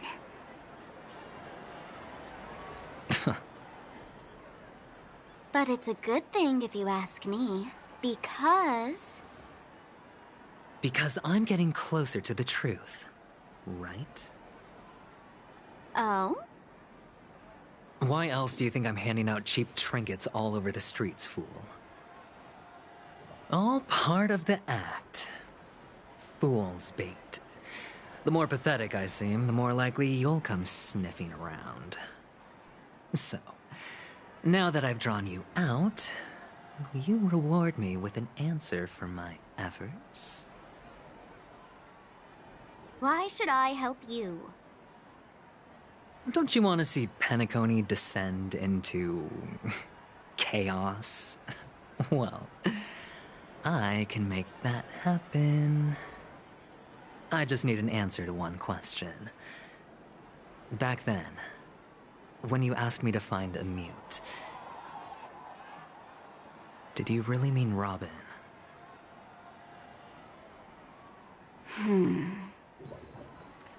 And what if I say no? Then I'll thank you. Oh, the word no has never sounded so pleasing. Well done. I admit I underestimated you, but what difference would it make? Let me tell you something. There were 2 mutes, but one is dead now, and the other, though he's still in Penacony, I'm afraid you'll never find him again.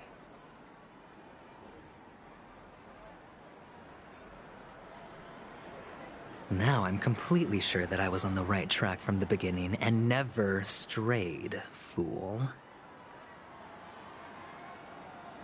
Right now, there are only 2 things missing from my grasp.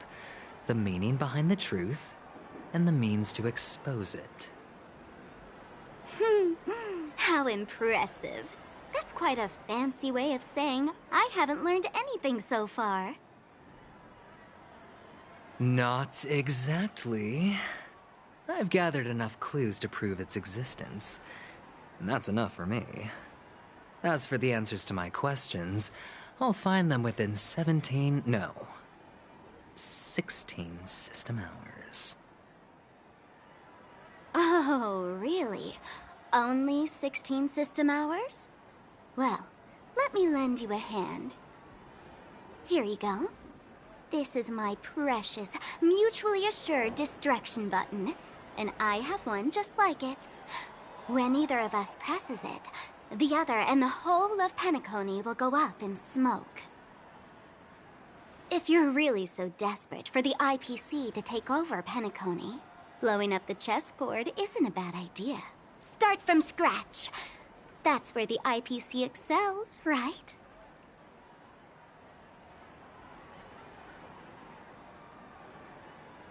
Just press the button when you're at your wit's end. And of course, feel free to reach out to me for my hospice care, too. Oh, a deadly button, huh? Well, I guess the family didn't take your threat seriously at all. Otherwise, how on earth did you manage to bring it in here? I have my own ways. That's all you need to know. Well, I'm afraid I'll have to decline your offer. Who knows if your little gadget will actually work. By the way, I have no plans to search for the other mute friend you speak of, but it's good to hear that he's still here in Penacony. I'll handle the rest myself. I'll orchestrate a grand finale for the downfall of the family. And at the climax, the walls will crumble, people will wake up, and those who couldn't speak will find their voices again. When that time comes, go ahead, press the button, light up the sky with a magnificent fireworks display for me. Catch you later, fool. You're still talking big.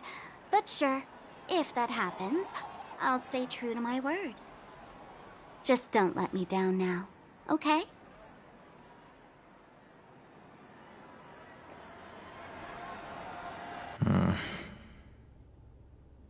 So, number 35.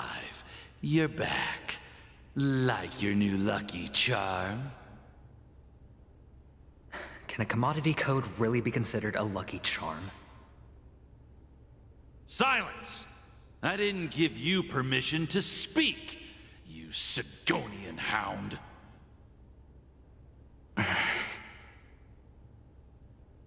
The guys in black didn't say much, so I've no idea what you did to save your skin in that massacre back in the day. But I figured you must have had good luck, so I bought you. From now on, you and your good luck are my assets. Are we clear? Your first task is simple. In addition to you, I've purchased 34 other slaves. Go and play a game with them. You came out alive after 2 days. It proves that you are the real deal. You're insane. Testing out if you're a good product.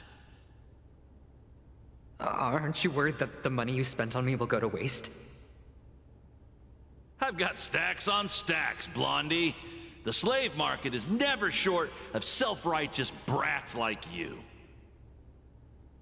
But you look good, and that's why many customers are betting their fortunes on a scrawny brat like you. So go along now, and don't let your master down.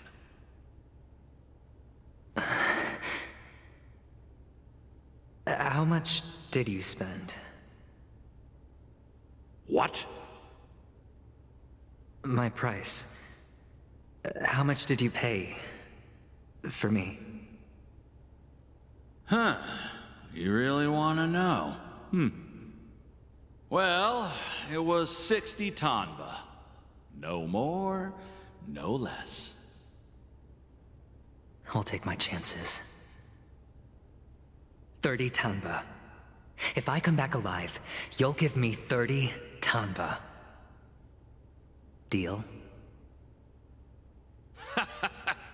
Are you trying to strike a bet with me? Oh, you've got some guts. Yeah, sorry, but that won't do. Don't forget your place, slave. You're not qualified to be at the table. You're just a chip. A life thrown away in someone else's hands. Either you come back with more chips for your master, or you never come back. It's all or nothing. Don't embarrass me, my lucky hound.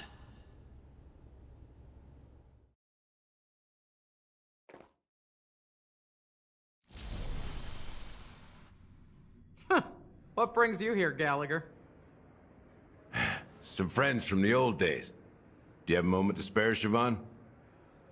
Oh, I have the whole day to spare. Ladies and gentlemen, welcome to Dream Jolt Hostelry. This bar offers a wide variety of drinks, but we draw the line at Soul Glad. Why settle for ordinary when you can experience extraordinary? We're dedicated to serving up nothing but pure joy and laughter. What would you like to drink? I'll whip it up for you. Oh, look! A lady as cool as Serval!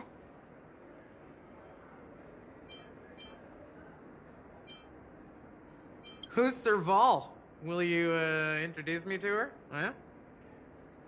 Oops. She's heard us. Just spare them, my esteemed bartender. I'll take over the bar today. I'm getting up there in age, and I need some practice before I forget the skills that used to put food on my table. Where did you stash the ingredients? They're all under the counter. Since our guests have traveled from afar, shouldn't you whip up some special drinks? That's exactly what I had in mind.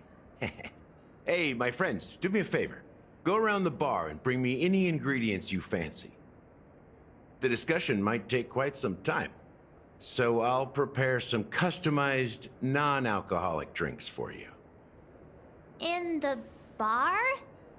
But aren't all the ingredients right there on the counter? Why, we're in a dream, my lovely lady. You can help yourself to anything if you wish for it. Comfort, hunger, confusion, or even boredom. It's all within reach, right at your fingertips. Oh, did you hear that? She just called me my lovely lady. Even in reality, mixing drinks is more than just throwing ingredients together. A bartender needs to capture the bar's atmosphere, master technique, and spin a tale of mystery and anticipation. Only then can a perfect drink crafted with a customer's life story be created. In other words, what you get from your drink is down to luck, so don't overthink it. Indecisiveness has no place when it comes to enjoyment.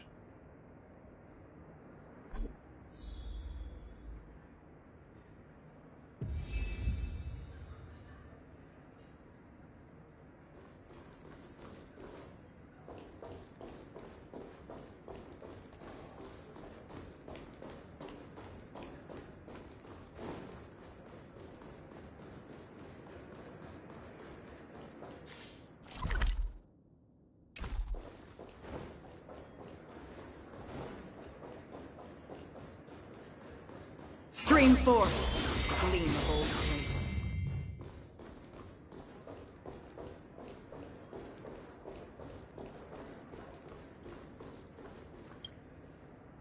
Hey, look at all these chips scattered everywhere. A few days ago, an actor from the Iris family came. Caused a ruckus with Siobhan. Those chips must have gotten scattered during all the chaos.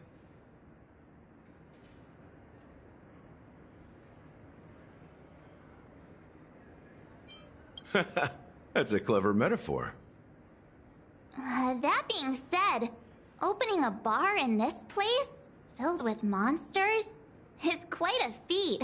Siobhan must have a lot of tricks up her sleeve, right? You'll have to ask her yourself to find out. But I have a feeling she won't budge unless you impress her with an incredible drink.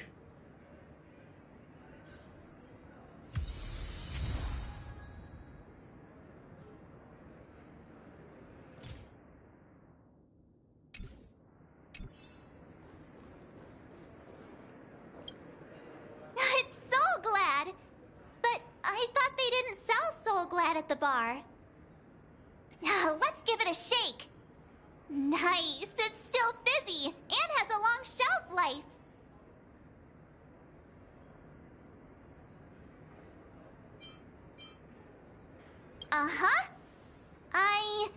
Let's just leave it here for a while, and it'll be alright, right? Why don't they sell Soul Glad in this bar? Did something happen? It's all about the bartender's pride. It wouldn't make sense for customers to come here and order drinks they can find anywhere else. That's the mindset I use when I brew my coffee. You're right, Himeko. That's quite a stash. Not sure if it's enough. Stay out of my way. I'm looking for Siobhan. Uh-huh? What's all the commotion about?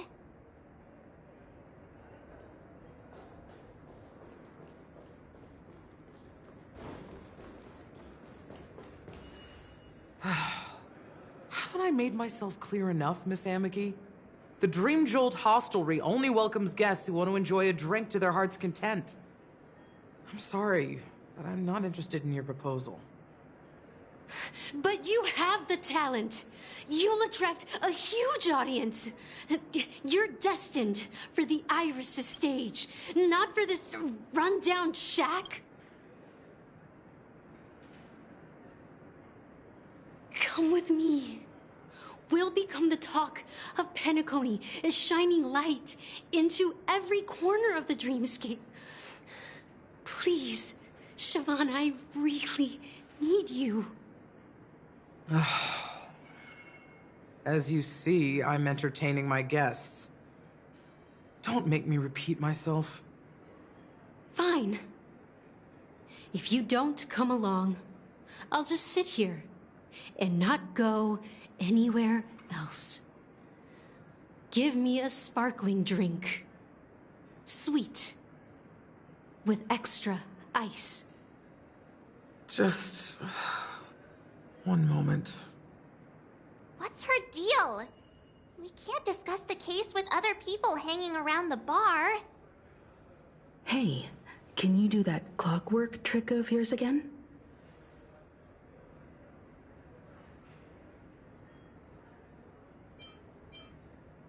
Yeah, I'm counting on you.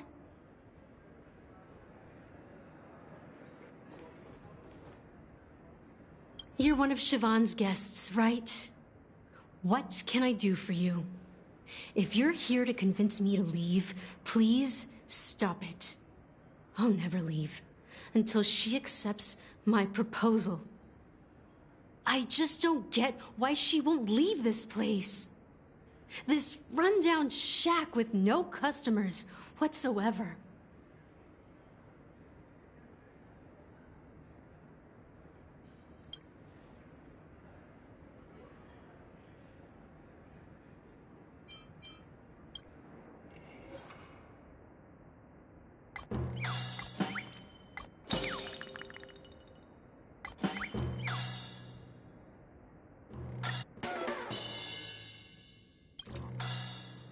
Those darn Irish jerks! They're the ones who forced Siobhan into hiding here, running this pesky bar. It's all their dirty scheming. I get it now. She's not leaving because she doesn't want to run into them again. I can help clear the way for her. I can do her a favor. I'll go back and write a letter to the Dream Master exposing the crimes committed by the Iris family. Siobhan will definitely appreciate it. Things might get out of control if she gets any angrier. I need to come up with another plan. I just don't get why she won't leave this place.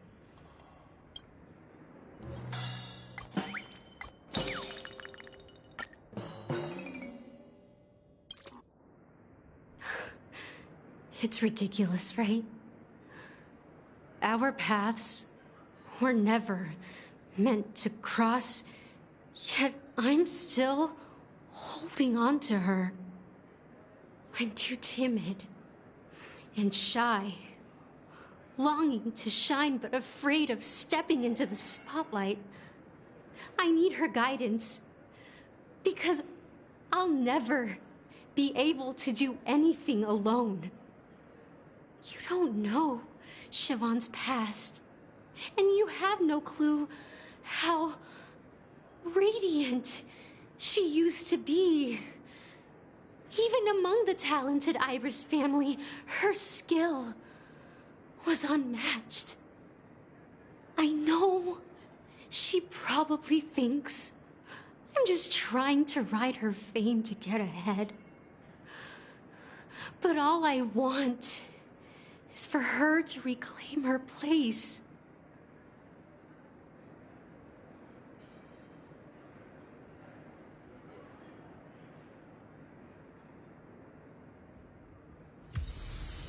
She's still not leaving. Maybe I'll have to try again.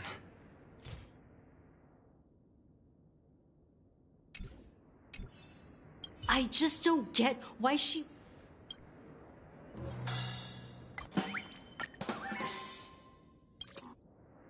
I've seen it. The moment when Siobhan and I share the stage. The crowd is going wild. Applause crashing like waves. The aroma of irises fills the air. A beautiful melody playing. ribbons dancing around us, and the taste is sweeter than honey. I've seen that scene countless times in my dreams, and every time it mesmerizes me. That's why I have to bring her back to that world, no matter what it takes. Want to raise a glass, my attentive listener? Let's consider it a toast to my far-fetched dream.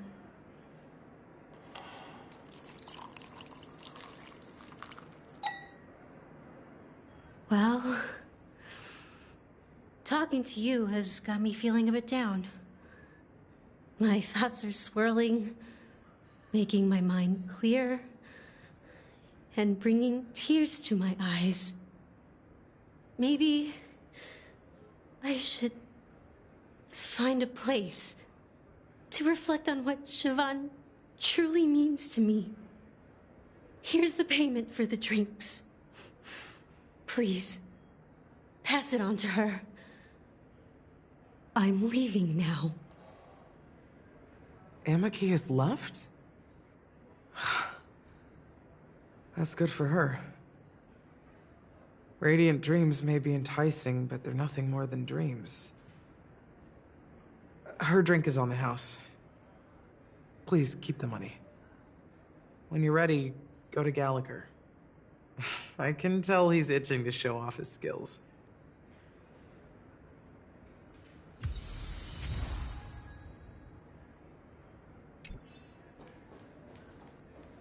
That being said, mixing a drink is way simpler than you'd imagine. Just pick your favorite ingredients, toss them in a glass, mix it up, and it's done. So go ahead, explore the bar, and bring me any ingredients you prefer. Nice work. Let me take a look. You found some interesting ingredients there. Now, take your pick. Each drink has its own unique flavor, and the base ingredient sets the tone for the initial taste and the lingering aftertaste. So, which one would you like to use as the base?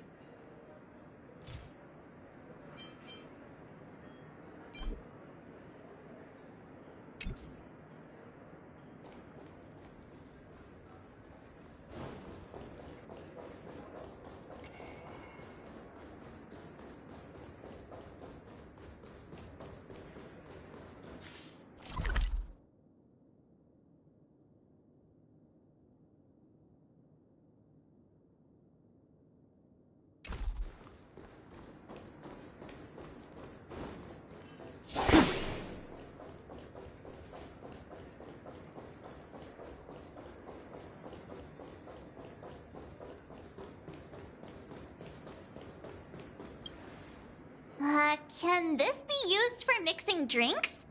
Oh, and there's a note underneath. Exchange with your precious things. Oh, what should we exchange for it? And who should we give our stuff to?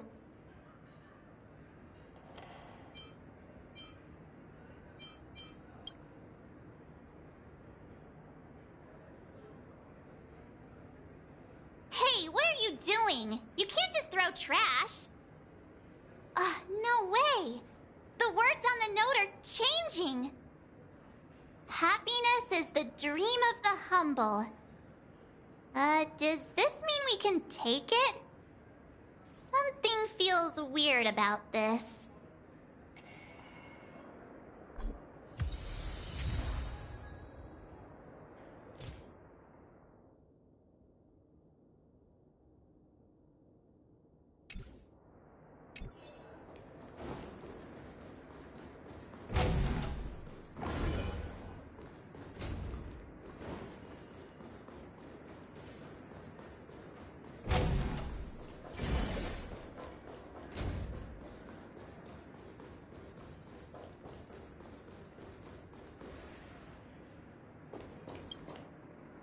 Check out this bottle! The liquid inside looks beautiful! And the label reads... Dream syrup. Thick. I don't see an expiration date, but the production date is... half an amber era ago. Ugh, drinking this stuff can't lead to anything good. That's for sure.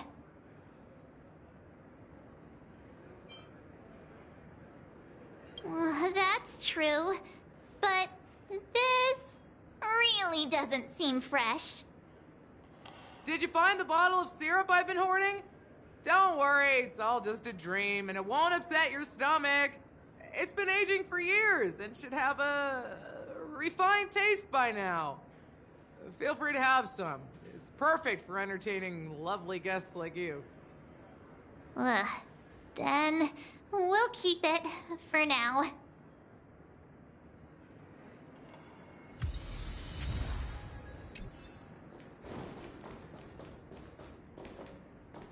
That being said, mixing a drink is way simpler than you'd imagine.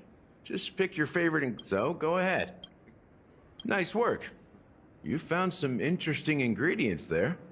Now take your pick. Each drink has its own unique flavor.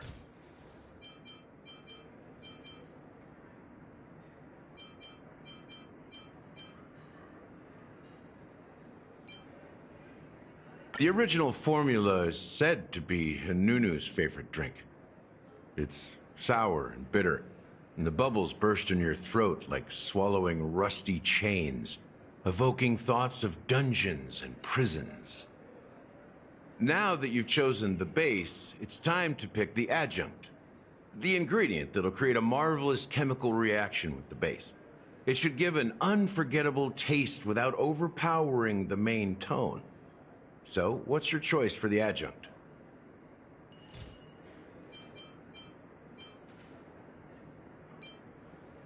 Bright future.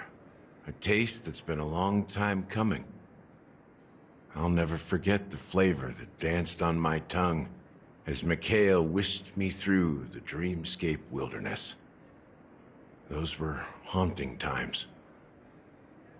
Too beautiful to be real. Mikhail. Almost there. Let's pick a decoration. Which style do you prefer? Anything you need, I've got it.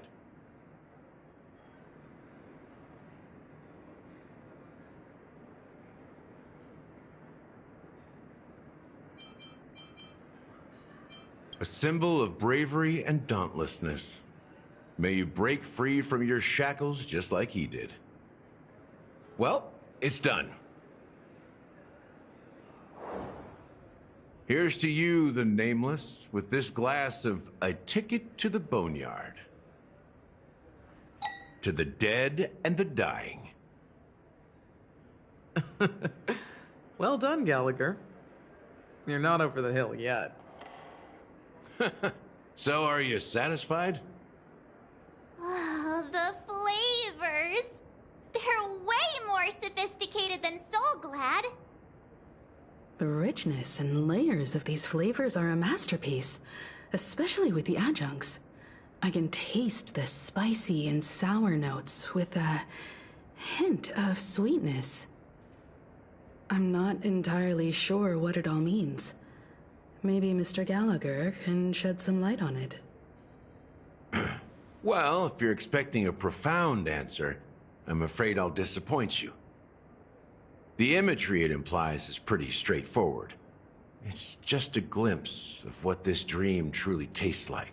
Nothing more. Does this true taste have anything to do with that Mikhail?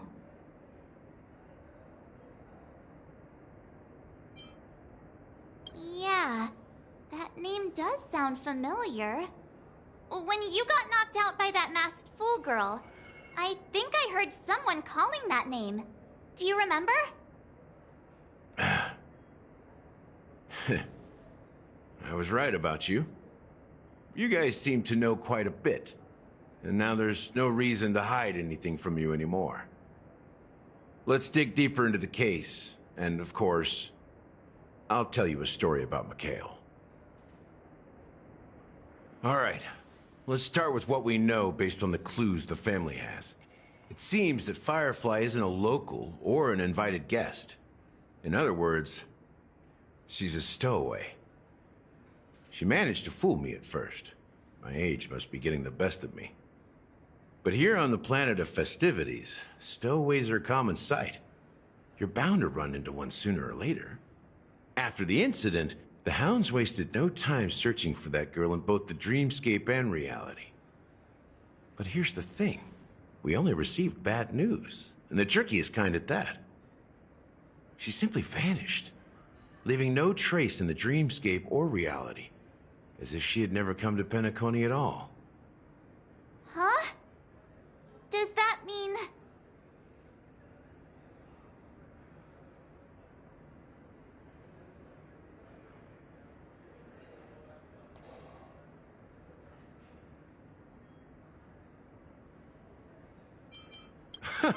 A clever metaphor. You were making a metaphor, right? Let me be frank. This case, actually, is unlike anything the Bloodhound family has dealt with before. Dealt with before? So, death does happen in Penacony, if I understand correctly. You've witnessed it, so there's no need to hide. Even the shiniest city has its dark side. We're all adults here. Surely I don't need to explain too much to you. Confronting the family based on that alone would be naive. Death may occur in sweet dreams. So what? Such events are highly unlikely and only affect a tiny number of people. If you really want to delve deeper into this case, you need to understand the true problem with the family. I guess it's time to tell the story of that Mikhail. You're very perceptive. The Astral Express has received that music box too, right? Do you know the secrets it holds? There's a message. Witness the impossible in the realm of dreams. Find the legacy of the Watchmaker, father of Penacony, and thus the answer to the question, why does life slumber? That's the exact wording. Hey, why are you laughing? Wait, did you write it? It's quite poetic. No, but I'm the officer in charge of this case, so how could I not know? I'm sure you must have noticed that this message didn't come from the family.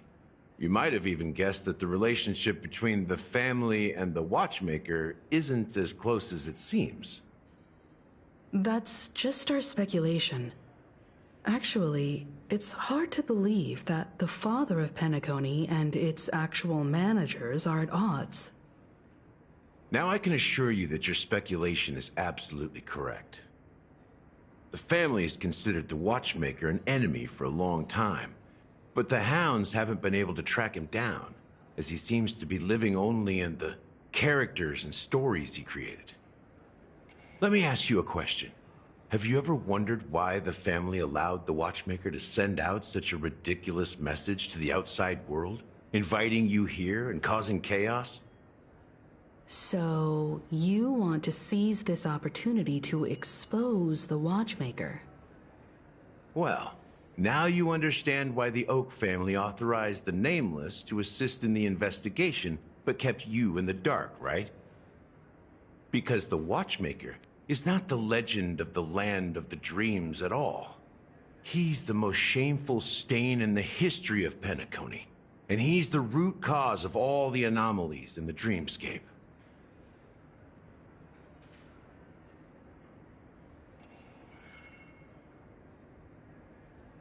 You don't get it? Well, I mean, Mikhail, the betrayer of the family, he's the Watchmaker.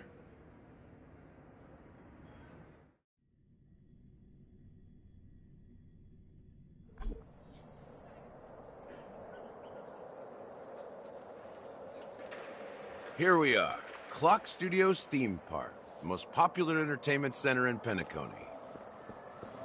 Wait, aren't we supposed to be discussing the Watchmaker? I would have expected you to take us to, maybe, a library, or an archive room of sorts. But an amusement park? The culture of a city reflects its history in the most authentic way. To you, it's a fun place. But to me, it's a prison for the planet's past. You know that Penacony used to be the IPC's prison planet, right? All the prisoners were brought here, helping the Garden of Recollection salvage the leaking memoria from the macrovoid. The prolonged exposure to high concentrations of memoria caused a unique phenomenon. The dreams of countless prisoners intersected and overlapped, and people started meeting each other in their dreams, living lives that were almost identical to reality. But everything has a price, and sweet dreams are no exception. In the end, the dream world was unable to alleviate the suffering of prisoners in reality. One of the prisoners broke free from the IPC shackles and fought for freedom. He is Hanu, the great leader of Dreamville, the great peacemaker, and the faithful companion of the underdogs.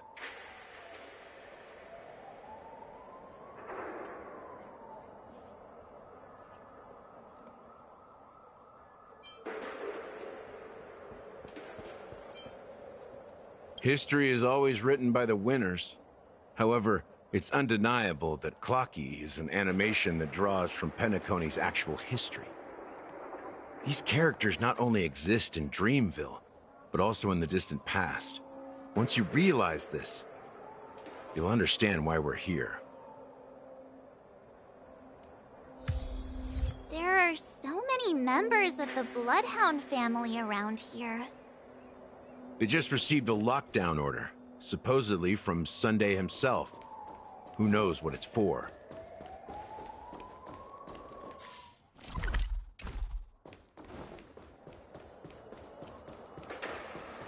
Investing here is like a bet you can't lose. My friend, have we met before?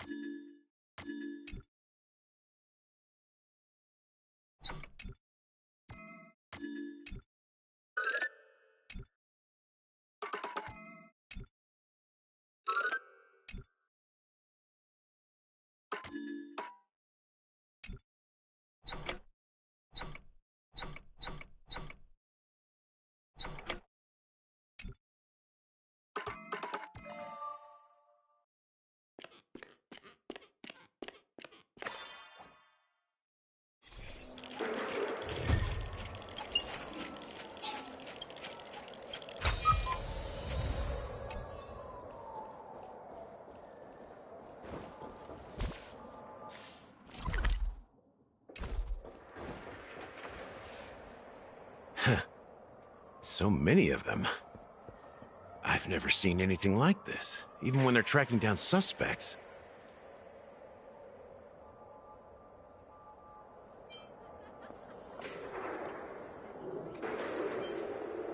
We don't need to go in. We don't want to draw any unwanted attention inside. We can just talk here. Let's find a quiet spot and continue our conversation. View here is great, right? We can see everything from here. including Clocky. If all the characters in the animation are based on characters in reality, then Clocky's counterpart is definitely the Watchmaker. In the animation, he's Hanu's partner and one of the founders of Dreamville. Does that mean the Watchmaker was personally involved in that war and sided with Asdana? It was a monumental war for freedom. Hanunu fought alongside a motley crew of masked fools, nameless, history fictionologists, mourning actors, omen vanguards, even visitors from beyond the sky. In the end, they emerged victorious. Among them was the person who would eventually be known as the Watchmaker. But if you do the math, doesn't that mean the Watchmaker was around for several centuries? I'm not sure, but Mikhail was already the Watchmaker when I met him, so maybe he inherited the title. How old are you now, Mr. Officer? I'm 13. No way. Not even close. Hanunu freed the frontier prison, but peace still eluded him. With limited resources, threats from the outside world, and internal conflicts between major prison districts, the future of Asdana was uncertain. It wasn't until the Watchmaker approached the family with the idea of turning the prison into the planet of festivities that Penacony finally gained its name and glory. Thus, he became known as the Father of Penacony. But didn't you say the Watchmaker betrayed the family? And you said you were his companion, so that means you...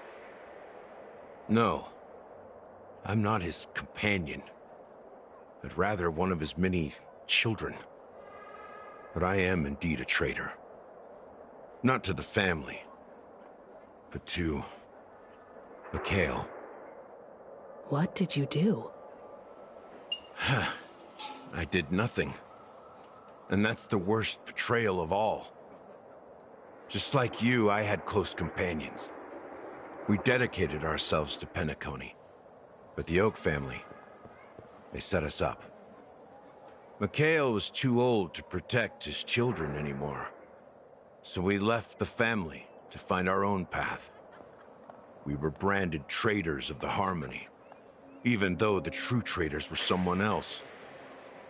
While they continue to praise the Watchmaker's name in the world, behind closed doors, they condemn him on a pillar of shame.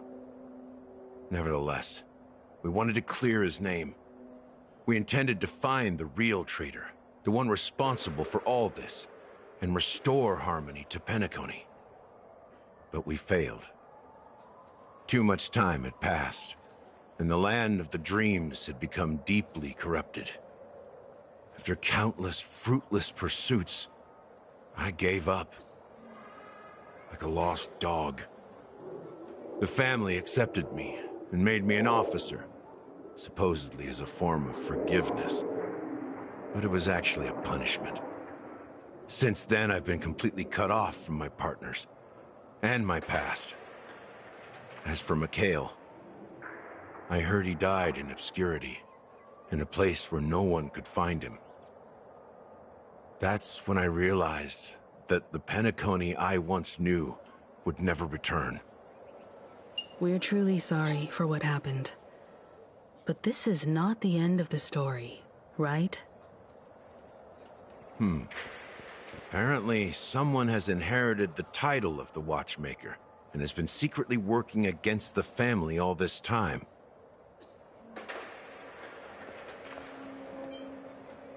Well, that's one way to look at it. However, only one member has truly inherited the Watchmaker's title. Unfortunately, after all these years, I have no idea who that person is, or if they're even real. Or just Mikhail's lost soul haunting the dreams. So, do you understand why I'm spilling all this info? Because I believe the girl's death must be connected to the Watchmaker's legacy.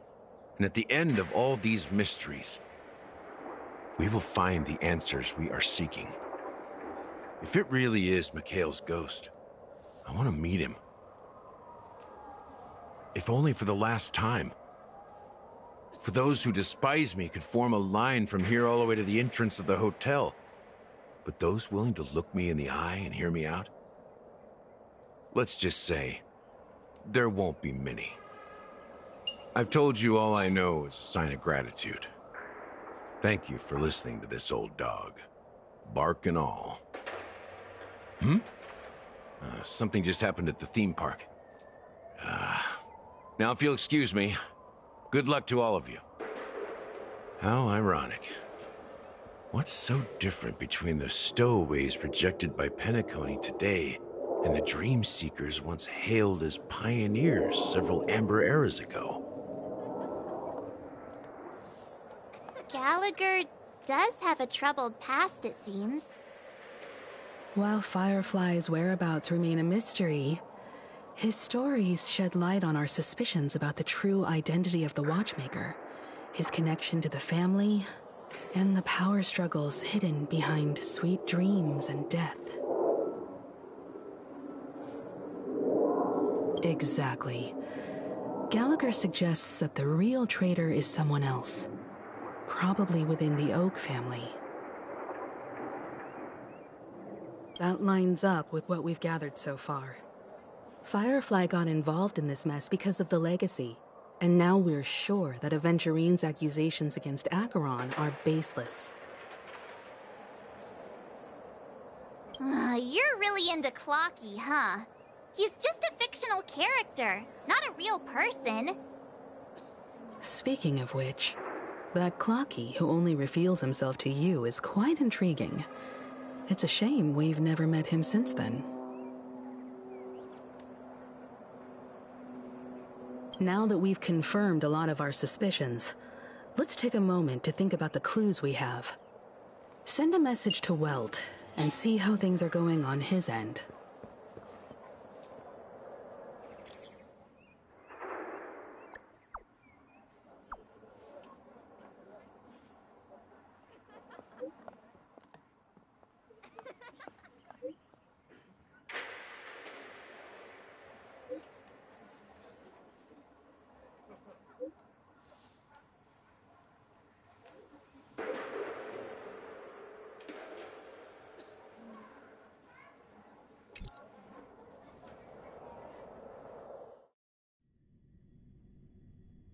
Are your companions worried about you? They're just checking up on me. Let's get in and get out.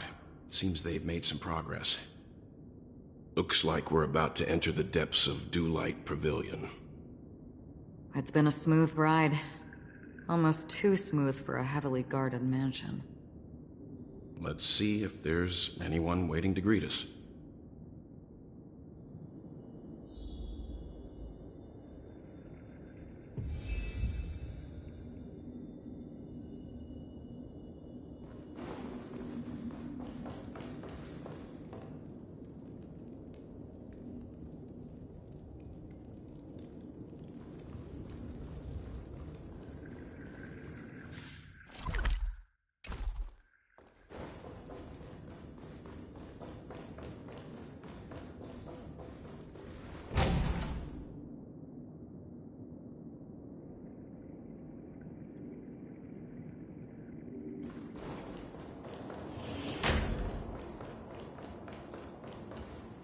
Something feels off.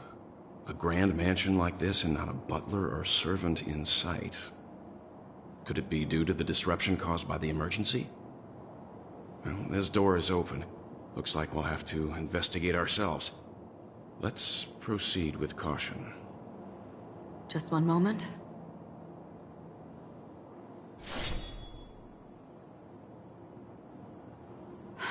Light. I've made myself less noticeable. The crew can explain their presence as authorized by the family, but I can't come up with any excuses for being here. I see. What an interesting technique.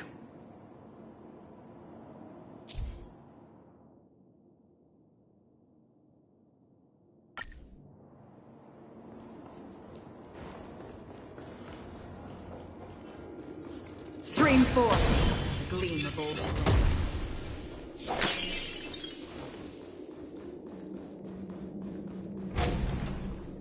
The model in the sand pit.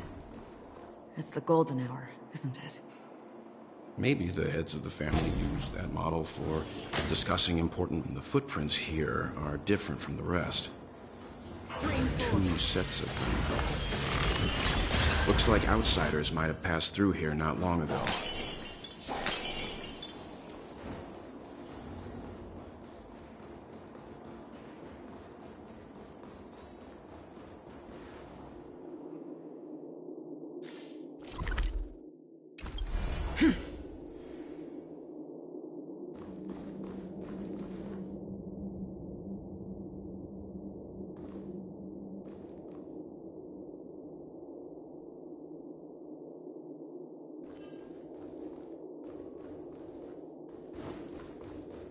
Stream forth, the gleam of old blades.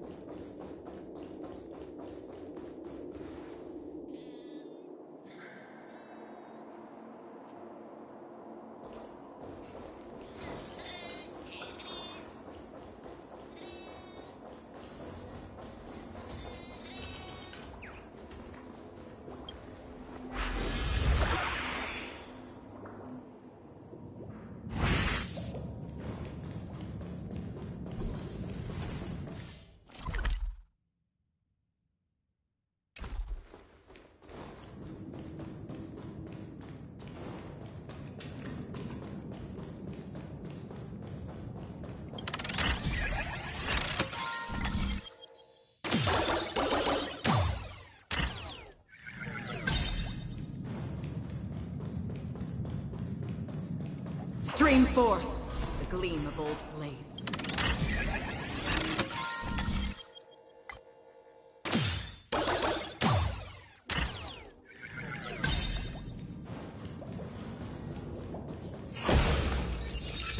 Stream forth, the gleam of old blades.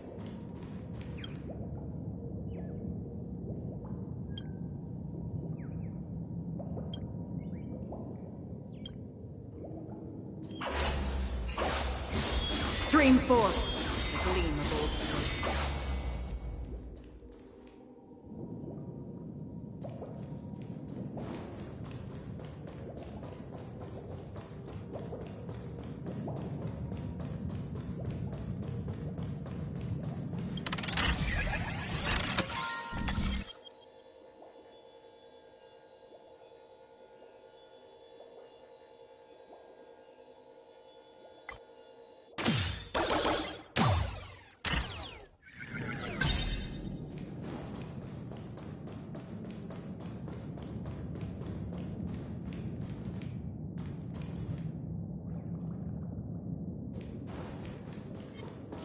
Stream forth, the gleam of old blades.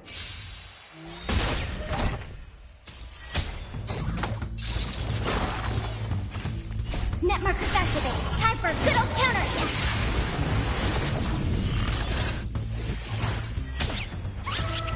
Ready for another?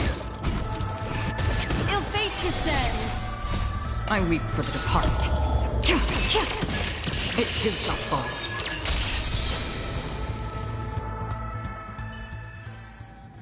Another blood debt repaid.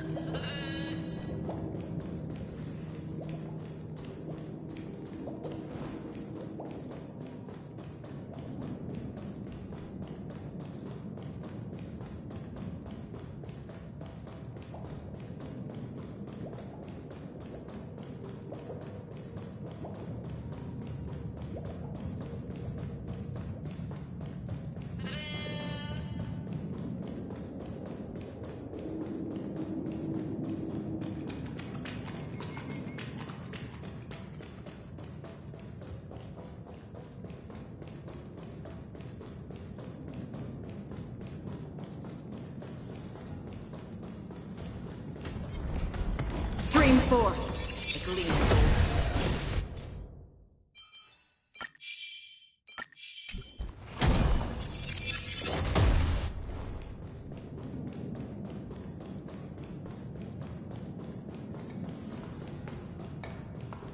Stream forth, the gleam of gold blades.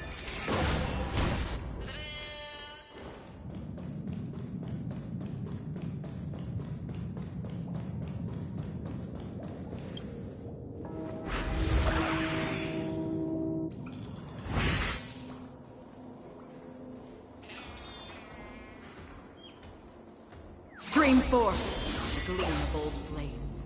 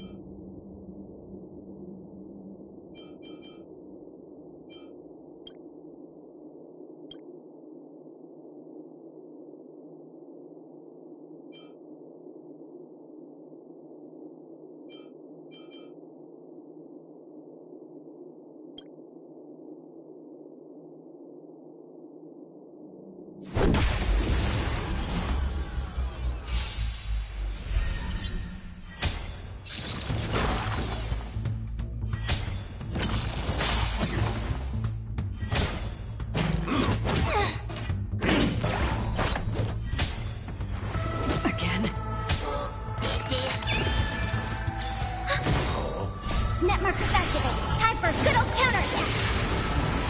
Ill fate descends. Beneath the waters lies an endless abyss. I weep for the departed. It too shall fall. Together as one.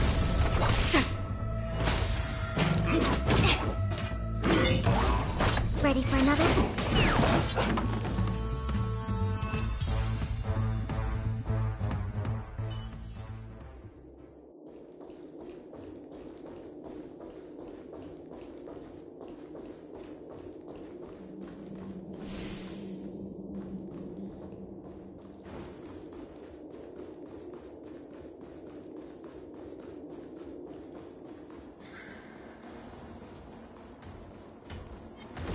Stream forth, the gleam of gold blades.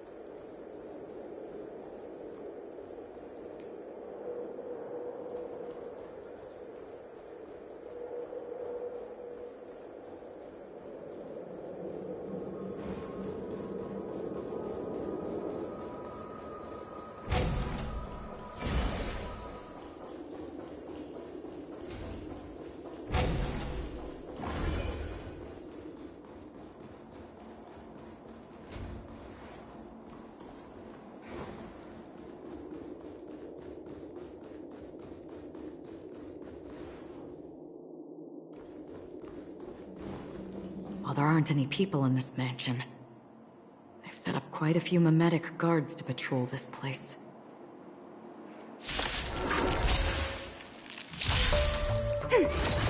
Ill fate descends! I weep for the departed. It too shall fall. Net markers activate. Time for good old counterattack. Together as one. On the still waters of oblivion.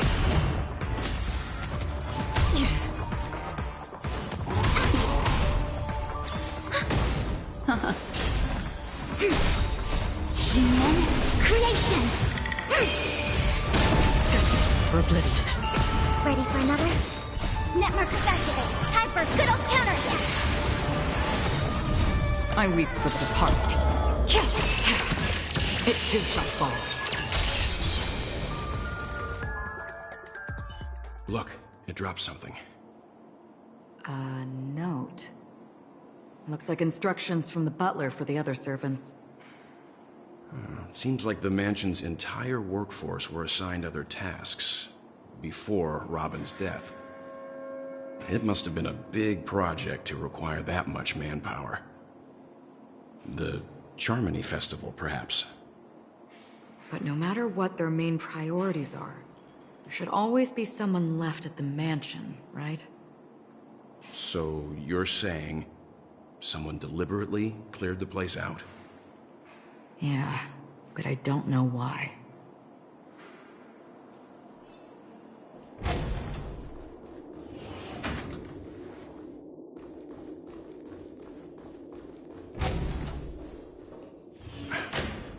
No one here either. Since no one's around to entertain us, let's make ourselves at home. Stay close to me so that my white can cover you too.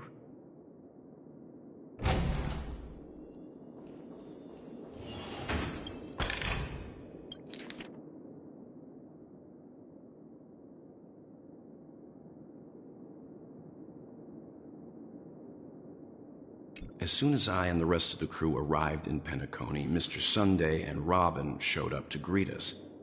I remember hearing something unusual in her voice, and now it seems I was right.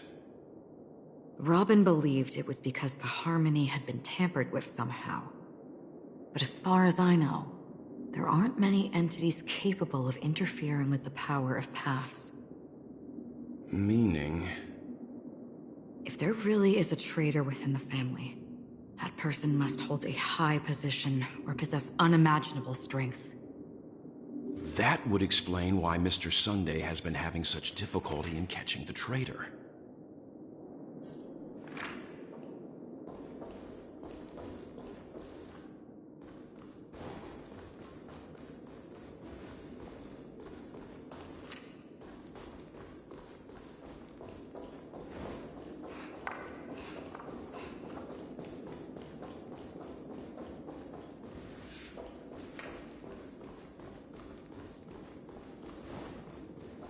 This light cone is securely guarded. It must hold some important memories. According to Robin's interview, despite having performed on so many grand stages, her favorite performance was a pretend show she put on with her brother when they were just kids. I wonder how their relationship is now. Growing up brings gains, but also losses. Yeah, time has a way of smoothing things out. The beautiful dreams of youth will eventually fade away.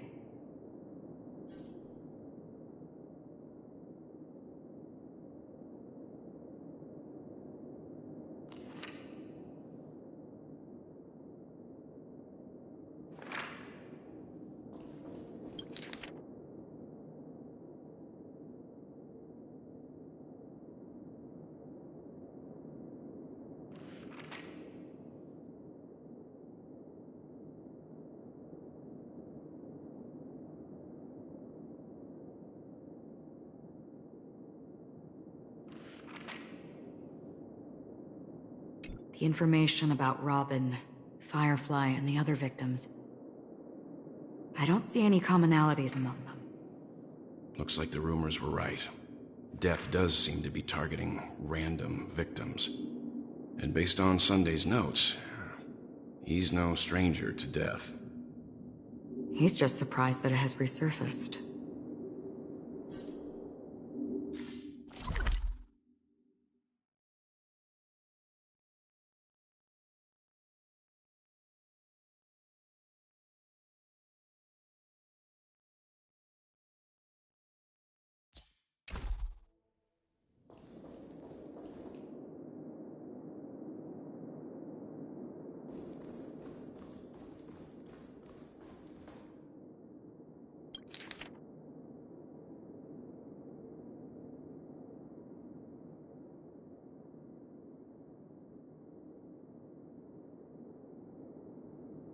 Mr. Sunday has done some serious research on his suspects. This traitor must have been causing trouble for the family for a long time. They all seem to be insiders, but I haven't met any of them. Huh? Wait, these characteristics... What is it? No, nothing. Maybe I'm just overthinking things. However, if this traitor really exists, could they be responsible for Firefly and Robin's deaths? Perhaps that's why Sunday is taking this matter so seriously.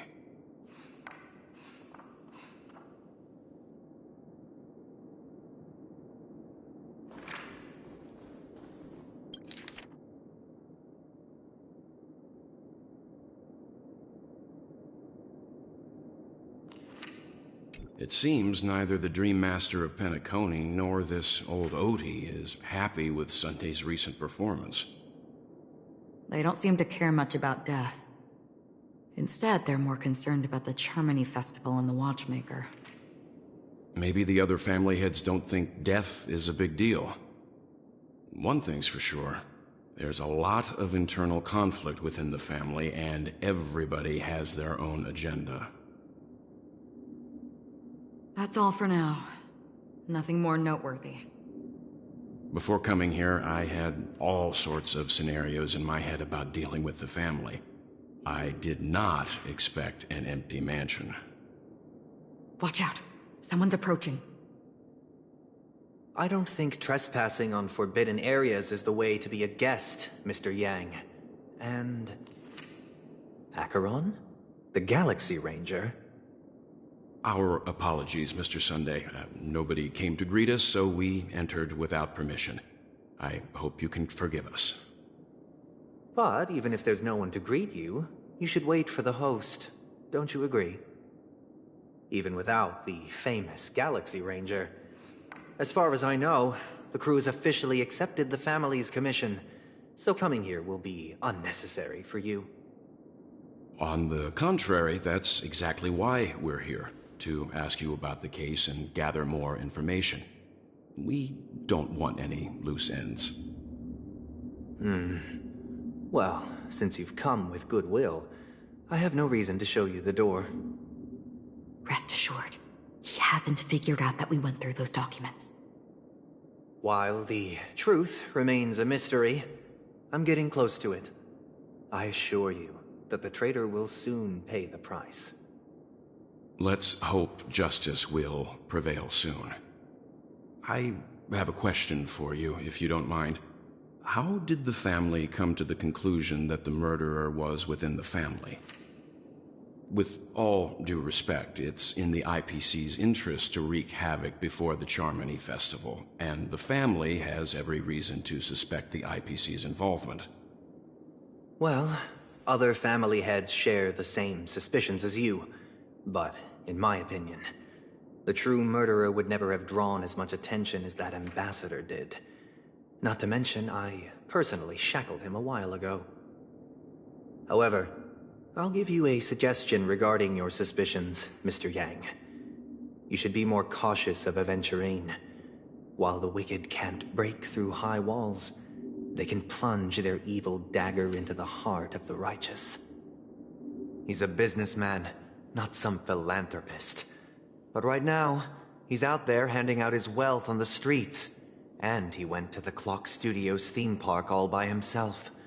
Who knows what kind of scheme he's cooking up? While the family is dedicated to keeping our guests safe, it might be wise for you to stay alert. You never know what unexpected troubles could arise.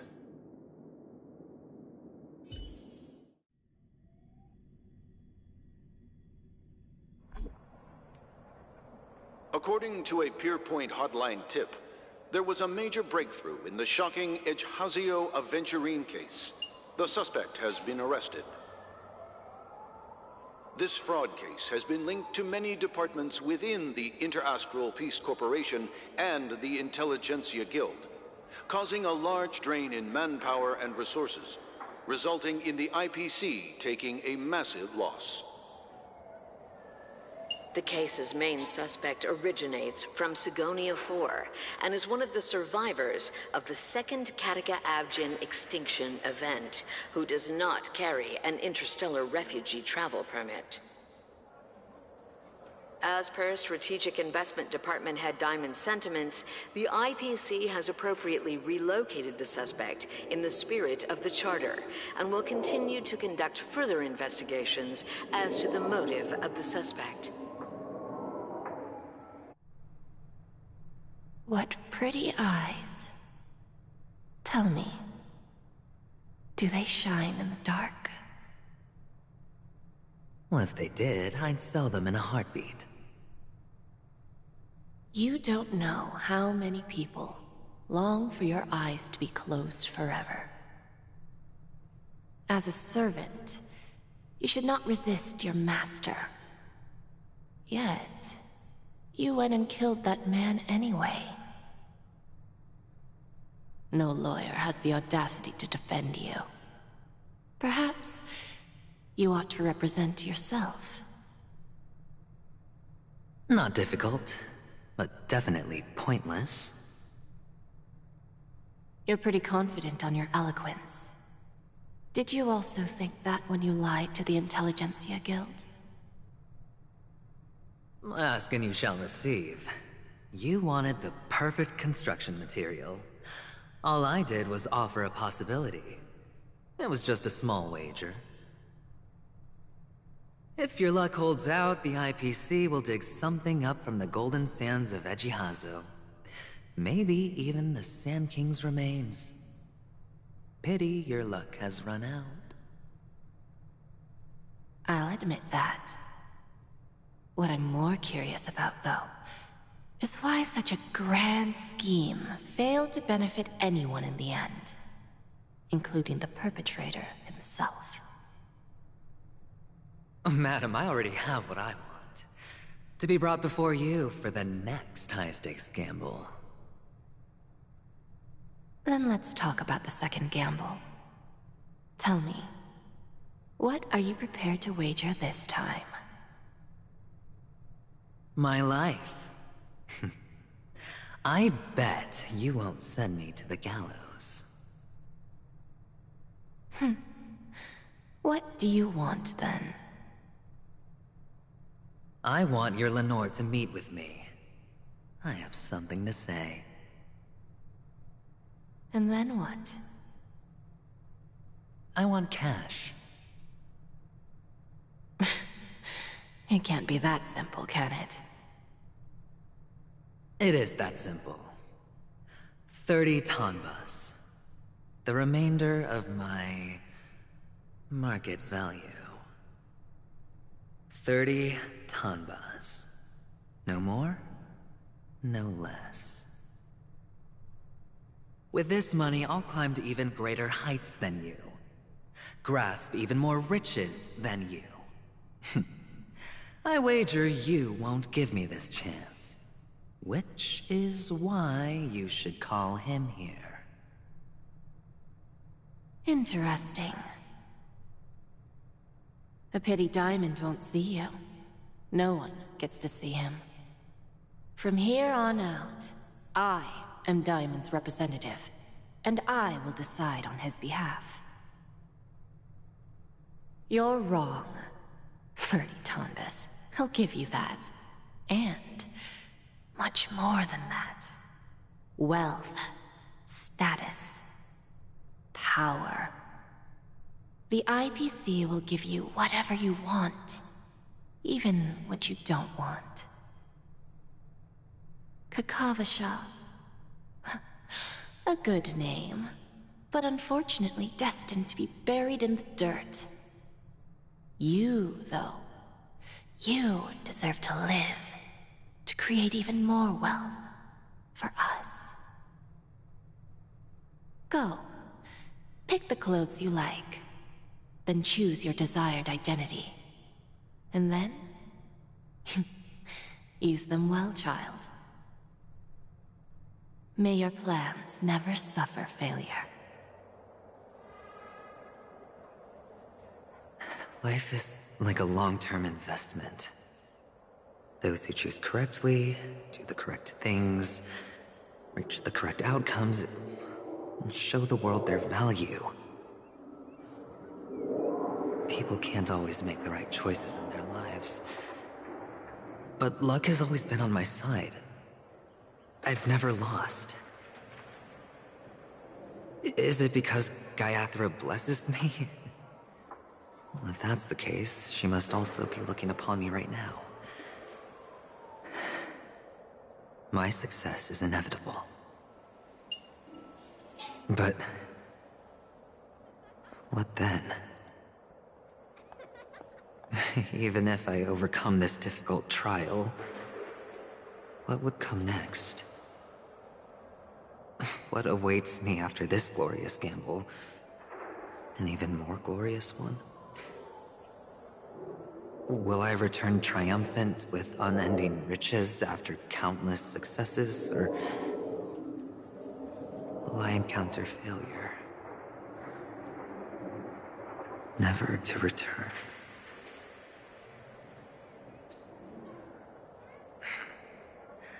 I'm pretty sure you already have some ideas. Lowly gambler.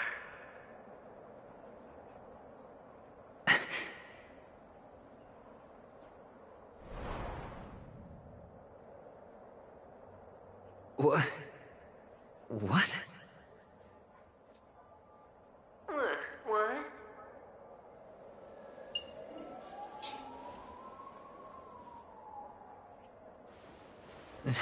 Am I dreaming, or have I gone completely insane? Perhaps both. Forgotten me already? When you were strapped to that electric chair by a mannequin warlords, who was it that gave you the idea? Fine.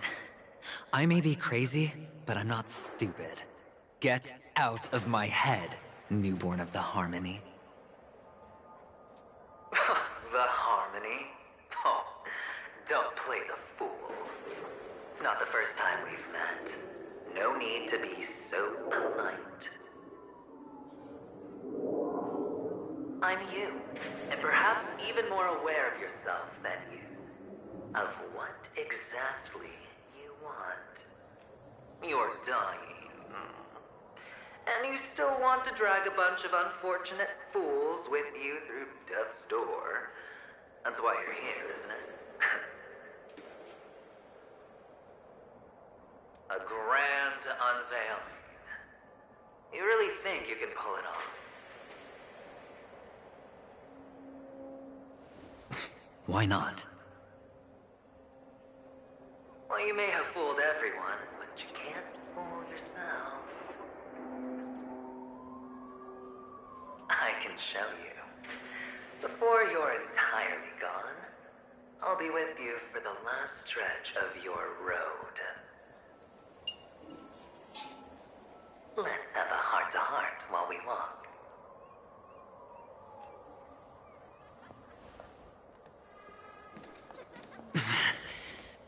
What exactly are you? Most people in this world spend their entire lives just to reach one outcome. And I am that outcome. Kavasha, I am your future. First, I'm hearing things, and now I'm seeing them. Great. Am I going to be elevated into the Harmony's Emanator next? Why are there no guests here? What's that featherhead doing?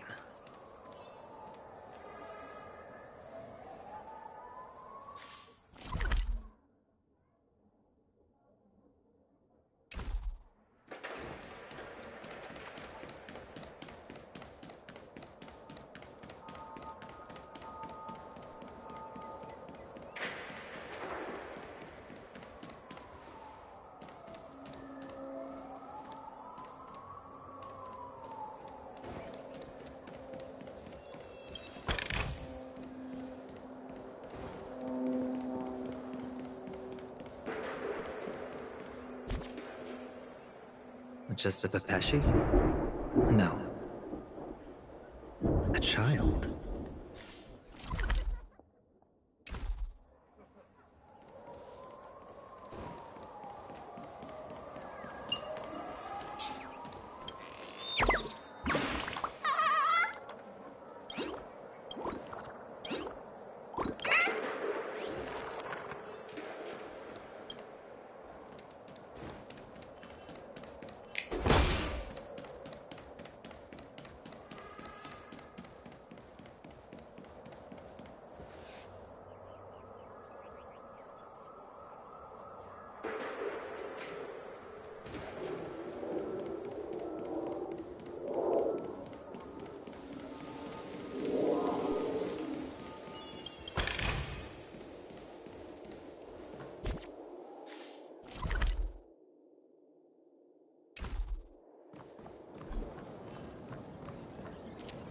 Feeling lucky.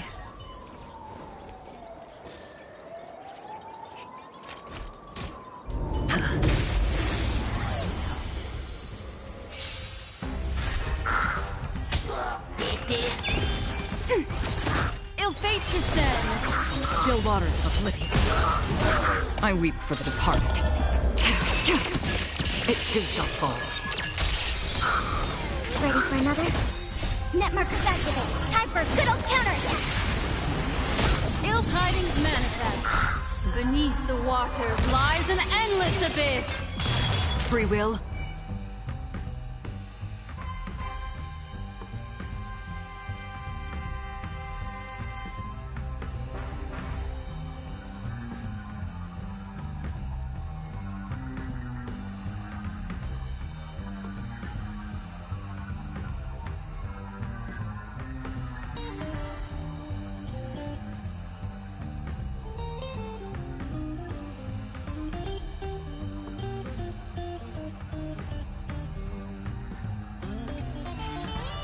Destined for oblivion.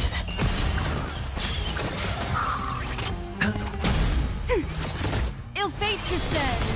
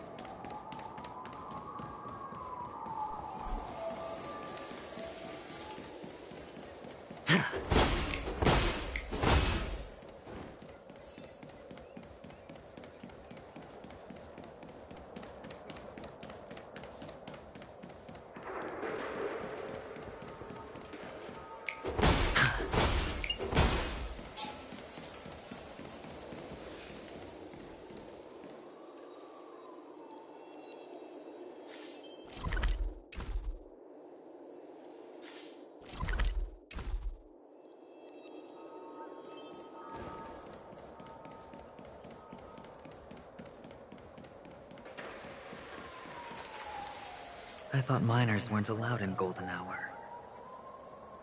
Hey, kid. You okay? Are you lost?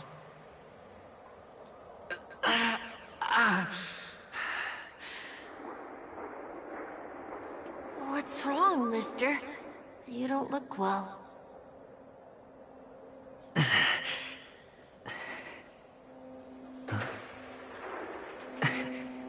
Your eyes. Impossible. Who are you? They're pretty, aren't they? Sis said they're a gift from Mama Funga. Colorful eyes are said to bring good luck.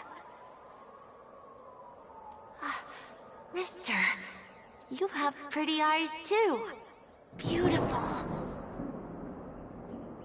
Are you alone? Where are your parents? They're in that amusement park. Papa and Mama went in first. I'm just about to go look for them. I have to go. Goodbye, mister. Hope you have a good time, too. Those eyes. And Mama Funga. No, it can't. There aren't any Avgens left.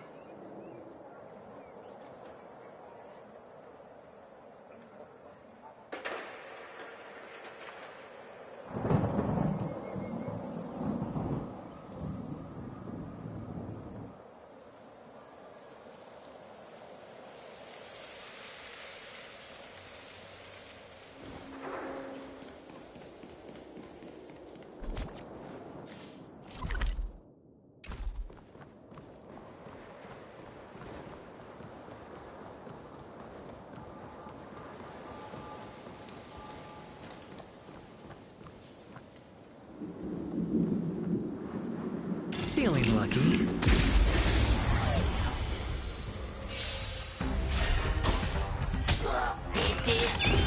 Ready for another? Net markers activated. Time for a good old counterattack. Ill fate descends on the still waters of oblivion. I weep for the departed. It too shall fall.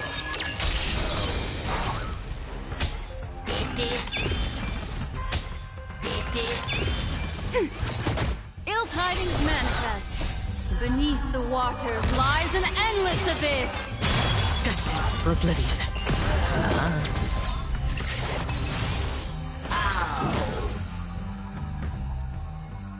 Those eyes. And Mama Funga. No, it can't.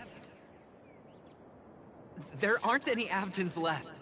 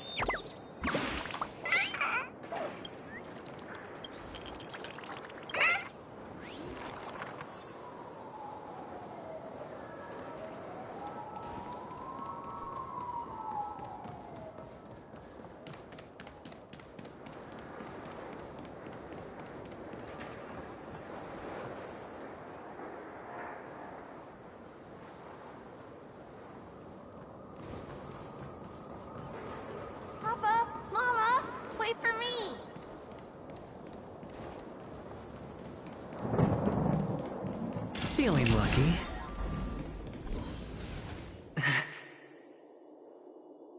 Only on Penacony, am I right?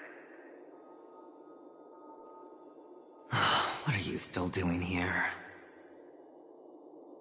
Well, you've known all along. The family truly showed leniency to everyone who came seeking help. Why would there be a need for such high walls and deep moats? However, people don't see it like that. Especially since the flavor of the dream syrup is so alluring. You will receive no charity on Penacony. And relying on your own strength alone to topple high walls? Not a likely fate. Which is why, once you step into the hotel, you remove your high hat and beg everyone you come across for help. Like a hyena scavenging for scraps in the desert. Because you know that opportunities are fleeting. Oh, when you put it like that, even Ratio's a teeny peacock analogy sounds pleasant. Well, you know how rare it is for me to give you the straight dope, so listen while you can. It's good timing that you mentioned the doctor. I'm especially fond of what you and he have in common.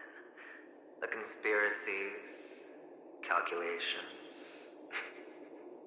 Especially the part about the finale, a magnificent act of betrayal. Oh, when everyone thinks this way, who would even suspect that it was another trap you've meticulously devised?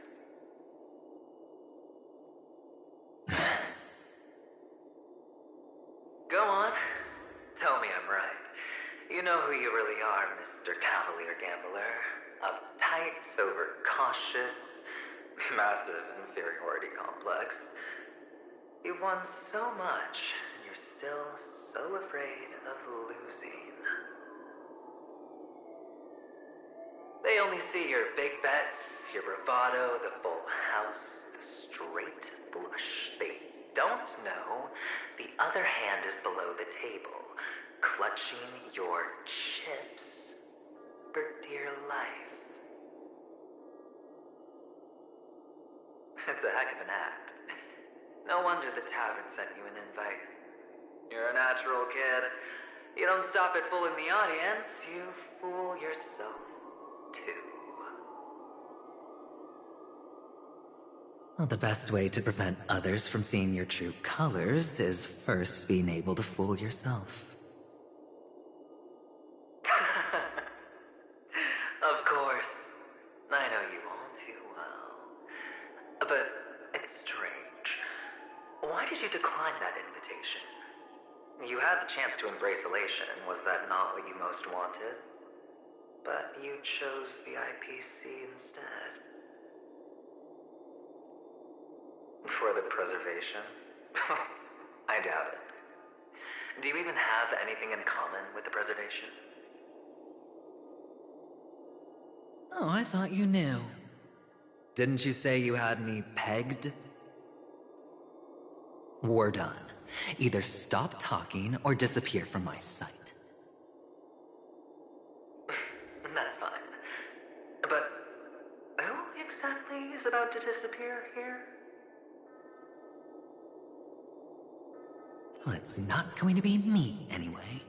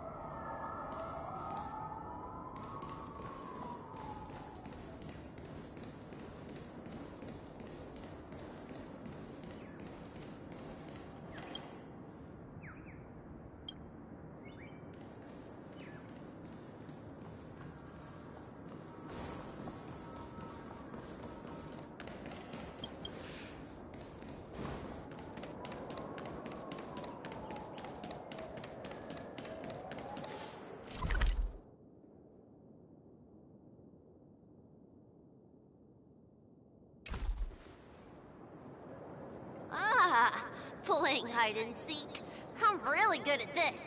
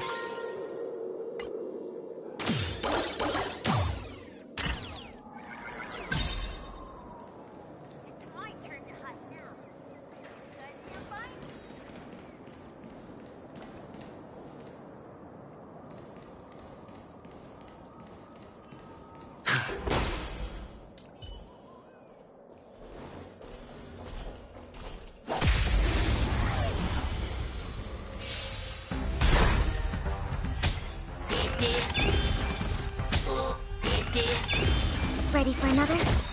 Net markers activate. Time for a good old counterattack. Ill fate descends. I weep for the departed. It is a fall. Ill tidings manifest. Still waters of oblivion. Familiar.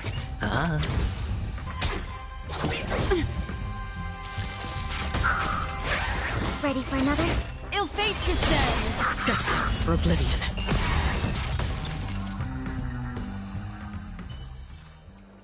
Another blood debt My repaid. turn to hide now. I bet you guys can't find me.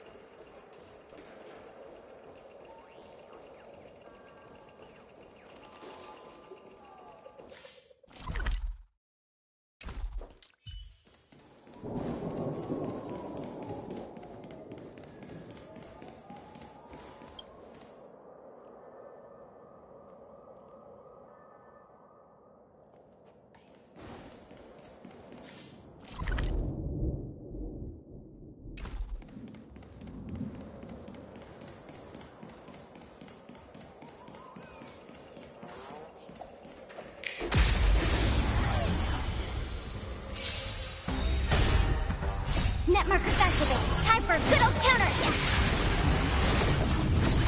Ill fate descends. Beneath the waters lies an endless abyss. I weep for the departed. It too shall fall.